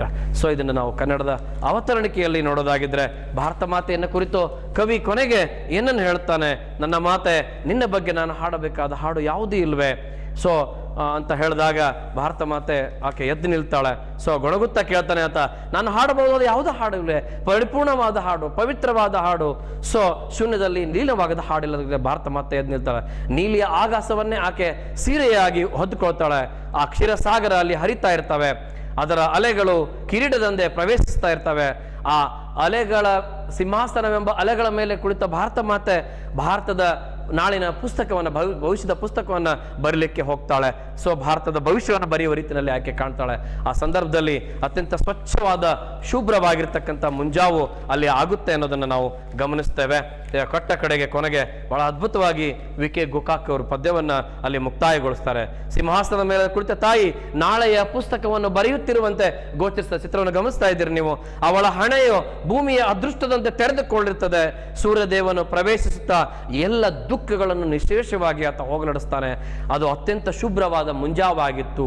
So ದುಸ್ವಪ್ನದಂತೆ ರಾತ್ರಿ ಕಂಡಿರ್ತಕ್ಕಂಥ ಎಲ್ಲ ಕೊಳಕುಗಳು ಮಾಯವಾಗಿ ಸ್ವಚ್ಛವಾದ ಸುಂದರವಾದ ನಿಸರ್ಗವು ಸೂರ್ಯನ ಹೊಂಗಣಗಳಿಂದ ಹೊಳಿತಾ ಇತ್ತು.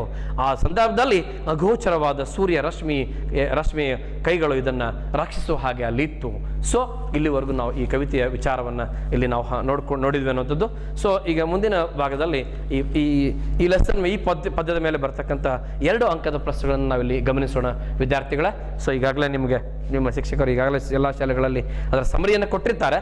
Question ಆನ್ಸರ್ಗೆ ನಾವು ಈಗ ಮುಂದಿನ ಭಾಗಕ್ಕೆ ಕ್ವಶನ್ ಆನ್ಸರ್ಗೆ ಹೋಗೋಣ. ಇಲ್ರಿ ಇದು ತೆಗೆಬಿಡ್ರಿ, ಕ್ವಶನ್ಸ್ ಬೇರೆ ಸರ್, 2 ಅಂಕದ ಪ್ರಶ್ನೆಗಳು. ಸೊ ನಾವು ಲೆಟ್ ಅಸ್ ಸಿ ದ ಇದು ಬರ್ಬಾರ್ದು sir. Let us see the 2 marks question. What does the poet V.K. Gokak want to sing about his motherland? This question came from in 2019 examination. So ಕವಿ V.K. Gokak ತಾಯಿ ಭಾರತೀಯ ಬಗ್ಗೆ ಯಾವ ಹಾಡನ್ನು ಹಾಡಲಿಕ್ಕೆ ಬಯಸ್ತಾರೆ? The poet V.K. Gokak wants to sing about the beauty of the snow-capped peaks of the Himalayas, the 3 oceans and golden sun rays. VK. Gokak ರವರು ಇಲ್ಲಿ ಭಾರತದ ನೈಸರ್ಗಿಕ ಸೌಂದರ್ಯದ ಬಗ್ಗೆ ಹೇಳ್ತಾರೆ. ಹಿಮಚ್ಛಾದಿತವಾಗಿರ್ತಕ್ಕಂಥ ಹಿಮಾಲಯದ ಬೆಟ್ಟಗಳ ಬಗ್ಗೆ ಹಾಡಲಿಕ್ಕೆ ಅವರು ಬಯಸ್ತಾರೆ. ಹಾಗೆ ಭಾರತ ಮಾತೆಯ ಪಾದಗಳನ್ನ 3 ಸಮುದ್ರಗಳು ಹೇಗೆ ದಕ್ಷಿಣದಲ್ಲಿ ಕನ್ಯಾಕುಮಾರಿಯಲ್ಲಿ ಹೇಗೆ ಆಕೆ ಪಾದವನ್ನು ಸ್ಪರ್ಶ ಮಾಡಿ ತೊಳಿತವೆ ಅದ್ರ ಬಗ್ಗೆ ಹಾಡಲೇನು ಅಂತ ಅಲ್ಲಿ ಕವಿಯಲ್ಲಿ ಹೇಳ್ತಾರೆ ಅನ್ನುವಂಥದ್ದು. ಸೊ ಈ ಒಂದು ವಿಚಾರ ಬಗ್ಗೆ ಅವರು ಹಾಗೆ ಅದರ ಜೊತೆಗೆ ಅಲ್ಲಿ and the 3 oceans and golden sun rays, ಅದ್ರ ಜೊತೆಗೆ ಬಂಗಾರದ ಹೊಂಗೆಗಳನ್ನ ಸೂಚಿಸ್ತಕ್ಕಂಥ ಸೂರ್ಯನ ಉದಯದ ಬಗ್ಗೆ ಹಾಡಲಿ ಅಂತ ಹೇಳ್ತಾನೆ. Question number 2, C why does the poet V.K. Gokak call the temples as epic in stones? ದೇವಾಲಯಗಳು ಕಲ್ಲಿನಲ್ಲಿ ಕೆತ್ತಿದ ಮಹಾಕಾವ್ಯಗಳಂತ ಯಾಕೆ ಕವಿ V.K. Gokak ಹೇಳ್ತಾರೆ? This question also came in 2019 examination, March annual examination. The stories of the Ramayana and Mahabharata were carved on the wall of the temples, and these temples recalls characters in epics. ಭಾರತದ ಮಹಾಕಾವ್ಯಗಳಂತ ಹೇಳ್ತದೆ, heroic deeds of Indian history, Ramayana Mahabharata ಅವುಗಳನ್ನು ಆ ದೇವಾಲಯ ಪ್ರತಿ ದೇವಾಲಯಗಳ ಕಲ್ಲಿನ ಮೇಲೆ ಅಲ್ಲಿ ಗೋಡೆಗಳ ಮೇಲೆ ಕೆತ್ತಿದ್ದಾರೆ, ಅವುಗಳ ಬಗ್ಗೆ ಅಲ್ಲಿ ಹಾಡಬೇಕು ಅಥವಾ ಅಲ್ಲಿ ಕೆತ್ತಿದ್ದಕ್ಕೆ ಮಾತ್ರ ಹೇಳ್ತಾನೆ. And these temples recalls the heroic deeds, ಅಲ್ಲಿಯ ಐತಿಹಾಸಿಕ ಪಾತ್ರಗಳ ಬಗ್ಗೆ ಅವು ಅಲ್ಲಿ ಹೇಳ್ಕೊಡ್ತವೆ. Question number 3, how does the poet phrase India being developed in industry and technology? 2018ರಲ್ಲಿ ಬಂದಿರತಕ್ಕಂಥ ಪ್ರಶ್ನೆ ಇದು ಕೂಡ. ಸೊ ಅಲ್ಲಿ ಕೈಗಾರಿಕೆ ಮತ್ತು ತಂತ್ರಜ್ಞಾನ ಯುಗದಲ್ಲಿ ಭಾರತ ಸಾಧಿಸಿದ ಅಭಿವೃದ್ಧಿಯ ಬಗ್ಗೆ ಬರೆಯಿರಿ. ಪ್ರೈಸ್ ಹೌ ಡಸ್ ದಿ ಅಲ್ಲಿ ಹೇಗೆ ಅಲ್ಲಿ ಹೌ ಡಸ್ ದಿ ಪೊಯೆಟ್ ಹೇಗೆ ಅಲ್ಲಿ ಡಿಸ್ಕ್ರೈಬ್ ಮಾಡ್ತಾರೆ? ಸೊ ಭಾರತ ತಂತ್ರಜ್ಞಾನ ಮತ್ತು ಕೈಗಾರಿಕೆಯಲ್ಲಿ ಸಾಧಿಸಿದ ಪ್ರಗತಿಯ ಬಗ್ಗೆ. The poet prays about the great dams, the steel industries and the shipbuilding arts of our country, and also about men who had worked hard to develop technologies so that it could step into the atomic age. ಅಂದ್ರೆ so ಭಾರತದಲ್ಲಿರ್ತಕ್ಕಂಥ ಅಣೆಕಟ್ಟುಗಳ ಬಗ್ಗೆ, ಉಕ್ಕಿನ ಕಾರ್ಖಾನೆಗಳ ಬಗ್ಗೆ, ಹಡಗು ಕಟ್ಟೆ ಅಥವಾ ಹಡಗು ನಿರ್ಮಾಣಗಳ ಬಂದರುಗಳ ಬಗ್ಗೆ ಅವರು ಬರೀತಾರೆ. ಆ್ಯಂಡ್ ಯಾವ ರೀತಿಯಾಗಿ ಭಾರತವನ್ನು ಒಂದು ತಂತ್ರಜ್ಞಾನ ಯುಗದಲ್ಲಿ ಸೇರಿಸಲಿಕ್ಕೆ, ಒಂದು ಅಟಾಮಿಕ್ ಯುಗದಲ್ಲಿ ಭಾರತವನ್ನು ಸೇರಿಸಲಿಕ್ಕೆ ಯಾವ ರೀತಿಯಾಗಿ ಶ್ರೇಷ್ಠ ಕೆಲಸಗಳನ್ನು, ಕಠಿಣ ಕೆಲಸಗಳನ್ನ ಜನರು ಮಾಡಿರೋದ್ರ ಬಗ್ಗೆ ಹೇಳ್ತಾರೆ. Who are the 2 speakers in the poem? How do their opinions differ? ಇಲ್ಲಿ ಇರ್ತಕ್ಕಂಥ 2 ಸ್ಪೀಕರ್ ಯಾರು, ಅವರ ಹೇಳಿಕೆಗಳು ಹೇಗೆ ಡಿಫ್ರೆಂಟ್ ಆಗಿದ್ದಾವೆ, ಬದಲಾಗಿದ್ದಾವೆ ಅನ್ನೋದನ್ನ ಕೇಳ್ತಾನೆ. The poet V.K. Gokak and the motherland are the 2 speakers in this poem ಅಂತ ಹೇಳ್ತೀವಿ ನಾವು. The poet wanted to sing about the natural beauty and the glorious past and industrial progress of the country. ನೋಡಿ ಇಲ್ಲಿ ಏನು ಹೇಳ್ತಾರೆ ಅಂತಂದ್ರೆ, ಕವಿ V.K. Gokak ಅವರು ಭಾರತದ ನೈಸರ್ಗಿಕ ಸೌಂದರ್ಯದ ಬಗ್ಗೆ, ಗತಕಾಲದ ಇತಿಹಾಸದ ಬಗ್ಗೆ, ಭಾರತವು ಕೈಗಾರಿಕಾ ಕ್ಷೇತ್ರದಲ್ಲಿ ಮಾಡತಕ್ಕಂಥ ಕ್ರಾಂತಿಯ ಬಗ್ಗೆ ಅಥವಾ ಪ್ರಗತಿಯ ಬಗ್ಗೆ ಹಾಡ್ಲೇನು ಅಂತ ಕೇಳಿದಾಗ, but mother India wants to him to sing about the, ಅವರು ಮುಂದುವರೆದಲ್ಲಿ ಹೇಳ್ತಾರೆ, to sing about the beggars and lepers lepers ಅಂತ ಹೇಳ್ತಾರೆ. ಅಂದ್ರೆ so it ills affecting our country, ಭಾರತ ದೇಶದಕ್ಕಿಂತ ಪಿಡುಗುಗಳ ಬಗ್ಗೆ ಹಾಡೋನಿ ಅಂತ ಅವ್ರು ಹೇಳ್ತಾರೆ. So let us go to the 5th question, the next question. The poet wishes to sing about the natural beauty of India. What does he want to describe? ನೈಸರ್ಗಿಕ ಸೌಂದರ್ಯದ ಬಗ್ಗೆ ಹಾಡಲಿಕ್ಕೆ ಅಲ್ಲಿ ಬಯಸ್ತಾರೆ. ಪೊಯೆಟ್ ಯಾವ ರೀತಿಯಾಗಿ ಬಯಸ್ತಾರೆ? What does he want to describe, ಯಾವ ರೀತಿಯಾಗಿ ಏನನ್ನು ಅವ್ರು ಹಾಡ್ತಾರೆ? The poet describes the beauty of the snow-capped Himalayas. ಹಿಮದಿಂದ ಆವೃತವಾದ, ಹಿಮಚ್ಛಾದಿತವಾಗಿರ್ತಕ್ಕಂತಹ Himalaya ಬೆಟ್ಟಗಳ ಬಗ್ಗೆ ಹಾಡ್ತಾರೆ. And 3 oceans that touch our shores, ಹೇಗೆ ಹೇಗೆ 3 ಸಮುದ್ರಗಳು ಭಾರತವನ್ನು ಹೇಗೆ ಸುತ್ತುವರೆದಿದ್ದಾವೆ ಅನ್ನೋದ್ರ ಬಗ್ಗೆ ಅಲ್ಲಿ ಹೇಳ್ತಾರೆ. And also about golden rays of the sun, ಮುಂಜಾನೆ ಹುಟ್ಟುವ ಆ ಬಂಗಾರದ ಕಿರಣಗಳನ್ನು ಹೊಂದಿ ಉಳ್ಳಂಥ ಹುಟ್ಟುವ ಬಂಗಾರದ ಕಿರಣವನ್ನು ಉಳ್ಳಂಥ ಸೂರ್ಯ ಹೇಗೆ ಉದಯಿಸ್ತಾನೆ ಅನ್ನೋದ್ರ ಬಗ್ಗೆ ಅವರು ಅಲ್ಲಿಯ ಭಾರತದ ನೈಸರ್ಗಿಕ ಸೌಂದರ್ಯನ ಕುರಿತು ಅಲ್ಲಿ ಕವಿ ವರ್ಣಿಸ್ತಾರೆ ಅನ್ನುವಂಥದ್ದು. ಇನ್ನು ಮುಂದಿನ ಪ್ರಶ್ನೆನ ನಾವು ನೋಡೋಣ. What does mother India want to the poet to sing about except natural beauty? ಕವಿ ಹಾಡ್ತಕ್ಕಂತಹ ನೈಸರ್ಗಿಕ ಸೌಂದರ್ಯವನ್ನು ಹೊರತುಪಡಿಸಿ ಏನನ್ನ ಕುರಿತು ಹಾಡಲಿಕ್ಕೆ ಭಾರತ ಮಾತೆ ಕವಿಗೆ ಕೇಳ್ತಾಳೆ ಅಥವಾ ಅಲ್ಲಿ ಆರ್ಡರ್ ಮಾಡ್ತಾರೆ, ಅದನ್ನು ನಾವು ಅಲ್ಲಿ ನೋಡೋದಾಗಿದ್ರೆ, the mother India wants the poet to sing about the beggar and leper who filled the streets and also about the dirt and filth. ಅಂದರೆ ಭಾರತದಲ್ಲಿರ್ತಕ್ಕಂಥ ಭಿಕ್ಷುಕರ ಬಗ್ಗೆ, ಕುಷ್ಠರೋಗಿಗಳ ಬಗ್ಗೆ, ಇಲ್ಲಿ ಅವರು ನಮ್ಮ ಭಾರತ ದೇಶದ ಓಣಿಗಳಲ್ಲಿ ಪ್ರತಿಯೊಂದು ಬೀದಿಗಳಲ್ಲಿ ಸುತ್ತಲಿದ್ದಾರೆ ಅವ್ರ ಬಗ್ಗೆ, and also about the dirt and filth, ಅಲ್ಲಿರ್ತಕ್ಕಂಥ ಹೊಲಸು ಮತ್ತು ಕೊಳಕಿನ ಬಗ್ಗೆ, the way in which have destroyed forest and our environment, ಯಾವ ರೀತಿಯಾಗಿರ್ತಕ್ಕಂಥ ಆ ಹೊಲಸು ಅಥವಾ ಕೊಳಕು ನಮ್ಮ ನಿಸರ್ಗವನ್ನು ಹಾಳು ಮಾಡ್ತಾ ಇದೆ ಅದರ ಬಗ್ಗೆ, ದಟ್ಟವಾದ ಕಾಡಿನ ನಡುವೆ ಇರತಕ್ಕಂಥ ಆ ಹೊಲಸು ಅಥವಾ ಒಟ್ಟು ಆ ಮಲಿನತೆ ಹೇಗೆ ನಮ್ಮನ್ನು ತೊಂದರೆ ಮಾಡ್ತಾ ಅದರ ಬಗ್ಗೆ ಹಾಡುವಂತ ಅಲ್ಲಿ ಭಾರತ ಮಾತೆ ಹೇಳ್ತಾಳೆ. C the next and 7th question. What did the poet want to sing about the glorious fast our country? ಇಲ್ಲಿ ಭಾರತದ ಗತ ವೈಭವದ ಅಥವಾ ಗತ ಇತಿಹಾಸದ ಬಗ್ಗೆ ಕವಿ ಹಾಡ್ತಾರೆ. ಸೊ ಏನಂತ ಹಾಡ್ತಾರೆ, ಯಾವತ್ತು what did the poet want to sing about the glorious ಭಾರತದ ಗತಕಾಲದ ಇತಿಹಾಸದ ಬಗ್ಗೆ ಏನು ಹಾಡ್ತಾರೆ? The poet want to sing about temples carved out stones which tell many stories. ಭಾರತದ ದೇಗುಲಗಳ ಆ ಭಿತ್ತಿಗಳ ಗೋಡೆಗಳ ಮೇಲೆ ಇರ್ತಕ್ಕಂಥ ಆ ಹಾಡುಗಳು ಅಲ್ಲಿ ಎಪಿಕ್ಸ್ ಬಗ್ಗೆ, ಮಹಾಭಾರತ ರಾಮಾಯಣದ ಬಗ್ಗೆ ಅಲ್ಲಿ ಸ್ಟೋರಿನ ಇದ್ದಾವೆ. ಅದರ ಬಗ್ಗೆ about the soldiers who sacrificed their lives for the nation, ಭಾರತ ಮಾತೆಯನ್ನ ತಮ್ಮವಳನ್ನಾಗಿ ಮಾಡ್ಕೊಳ್ಳಿಕ್ಕೆ ಹೋರಾಟವನ್ನು ಮಾಡಿರ್ತಕ್ಕಂಥ ಸಾಕಷ್ಟು ಮಾರ್ಟಿಯರ್ಸ್, ಹುತಾತ್ಮರ ಬಗ್ಗೆ ಅಲ್ಲಿ ಹಾಡ್ತಾರೆ. And also the seers and prophets who showed straight and narrow path to us. So ಭಾರತ ದೇಶದಲ್ಲಿರ್ತಕ್ಕಂಥ ಸಾಧು ಸಂತರು ಮತ್ತು ಪ್ರವಾದಿಗಳು ಅತ್ಯಂತ ನೇರವಾದ ಮತ್ತು ಸಂಕ್ಷಿಪ್ತವಾದ ಹಾದಿಗಳನ್ನು ನಾವು ಬದುಕಲಿಕ್ಕೆ ಹೇಗೆ ತೋರಿಸಿಕೊಟ್ಟರು ಅನ್ನೋ ಬಗ್ಗೆ ಹಾಡ್ತಾರೆ. What does mother India want to the poet to sing about except glorious past of our country? Bharata ಮತ್ತೆ ಅವ್ರು ಕೇಳ್ತಾರೆ, ನೀನು ಭಾರತದ ಗತಕಾಲದ ಇತಿಹಾಸವನ್ನು ಬಿಟ್ಟು ಮತ್ತೆ ಯಾವುದ್ರ ಬಗ್ಗೆ ಹಾಡು ಅಂತ ಹೇಳಿ ವಿ.ಕೆ. ಗೋಕಾಕ್ ಕವಿಗೆ ಹೇಳ್ತಾರೆ. Mother India want to the poet to sing about the poor, workers, old age person and about helpless child. ಹಾಗಾದ್ರೆ ನೀವು ಭಾರತದ ಬಡವರ ಬಗ್ಗೆ, ಬಡತನದ ಬಗ್ಗೆ ಹಾಡು, ಭಾರತದಲ್ಲಿರ್ತಕ್ಕಂಥ ಕಾರ್ಮಿಕರ ಬಗ್ಗೆ, ರೈತರ ಬಗ್ಗೆ ಹಾಡು, ಕಷ್ಟಪಟ್ಟು ದುಡಿಯೋರ ಬಗ್ಗೆ ಹಾಡು, ಓಲ್ಡ್ ಏಜ್ ಪರ್ಸನ್ ಅಲ್ಲಿರ್ತಕ್ಕಂಥ ವೃದ್ಧರ ಬಗ್ಗೆ ಹಾಡು, ಮತ್ತೆ ಅಸಹಾಯಕ ಮಗುವಿನ ಮಕ್ಕಳ ಬಗ್ಗೆ ನೀವು ಹಾಡು ಅಂತ ಅಲ್ಲಿ ಭಾರತ ಮಾತೆ ಹೇಳ್ತಾರೆ ಅನ್ನುವಂಥದ್ದು. ಇನ್ನು ಕ್ವಶನ್ ನಂಬರ್ 9 ಅನ್ನು ನೋಡೋದಾಗಿದ್ರೆ ನಾವು, what does mother India want to the poet to sing about except industrial progress of his country? ಭಾರತದಲ್ಲಿರ್ತಕ್ಕಂತಹ ಆ ಕೈಗಾರಿಕಾ ಪ್ರಗತಿಯನ್ನು ಹೊರತುಪಡಿಸಿ ಮತ್ತೆ ಏನನ್ನು ಯಾವುದರ ಕುರಿತು ಭಾರತ ಮಾತೆ ಹಾಡಂತ ಹೇಳ್ತಾಳೆ. The mother India advise V K. Gokak are him not only sing about the industrial progress but also about strike, classless, war and it's correlate. ಕೇವಲ ನೀನು ಭಾರತದ ಅಲ್ಲಿ ಕೈಗಾರಿಕೆಯ ಪ್ರಗತಿ ಬಗ್ಗೆ ಹಾಡಬೇಡ, ಭಾರತದಲ್ಲಿರ್ತಕ್ಕಂಥ ಈ ಬಂದ್ಗಳ ಬಗ್ಗೆ ಹಾಡು, ಕ್ಲಾಸ್ ವಾರ್ಗಳ ಬಗ್ಗೆ, ಸಾಮಾಜಿಕ ಅಸಮಾನತೆಯ ಹೋರಾಟಗಳ ಬಗ್ಗೆ, ಜಾತಿ ಹೋರಾಟಗಳ ಬಗ್ಗೆ ಹಾಡು, ಅದಕ್ಕೆ ಸಂಬಂಧಪಟ್ಟ ವಿಷಯಗಳ ಬಗ್ಗೆ ಹಾಡು ಅಂತ ಹೇಳ್ತಾರೆ. The 10th question, the poet felt querulous, what was the reason for this? ಕೊನೆಗೆ ಅಲ್ಲಿ 10ನೇ ಕ್ವಶನ್ ನೋಡ್ತೇವೆ. ಕವಿ ಭಾರತ ಮಾತೆಯನ್ನು ದೂರುವ ರೀತಿಯಲ್ಲಿ, ಕ್ವಾರಲಸ್, ಆಕೆಯ ಬಗ್ಗೆ ಕಂಪ್ಲೇಂಟ್ ಮಾಡುವಂಥ ರೀತಿಯಲ್ಲಿ ಹೇಳ್ತಾರೆ. ಯಾವ ಕಾರಣಕ್ಕಾಗಿ ಭಾರತ ಮಾತೆ ವಿರುದ್ಧ ಆತ ಕಂಪ್ಲೇಂಟ್ ಮಾಡ್ತಾನೆ? The poet wanted to sing about the natural beauty, the glorious past, the industrial progress of India, but mother India wanted to him sing about the so other things. ಇಲ್ಲಿ ಭಾರತ ಮಾತೆ ಕುರಿತ ಅಲ್ಲಿ ನಿನ್ನ ನೈಸರ್ಗಿಕ ಸೌಂದರ್ಯ ಬಗ್ಗೆ ನಾನು ಹಾಡ್ತೇನೆ, ಐತಿಹಾಸಿಕ ವಿಚಾರಗಳ ಬಗ್ಗೆ ಹಾಡ್ತೇನೆ, ಕೈಗಾರಿಕಾ ಪ್ರಗತಿಯ ಬಗ್ಗೆ ಹಾಡ್ತೇನೆ ಅಂದಾಗ ಭಾರತ ಮಾತೆ ಹೇಳ್ತಾಳೆ, you sing about the poverty, ignorance and environmental pollution. So ಭಾರತ ದೇಶದಲ್ಲಿರ್ತಕ್ಕಂತಹ ಆ ಬಡತನದ ಬಗ್ಗೆ, ಅಜ್ಞಾನದ ಬಗ್ಗೆ, ಅಲ್ಲಿ ಎನ್ವಿರಾನ್ಮೆಂಟ್ ಅಂದ್ರೆ ನಿಸರ್ಗದ ಒಂದು ಪೊಲ್ಯೂಷನ್ ಬಗ್ಗೆ ನೀನು ಹಾಡು.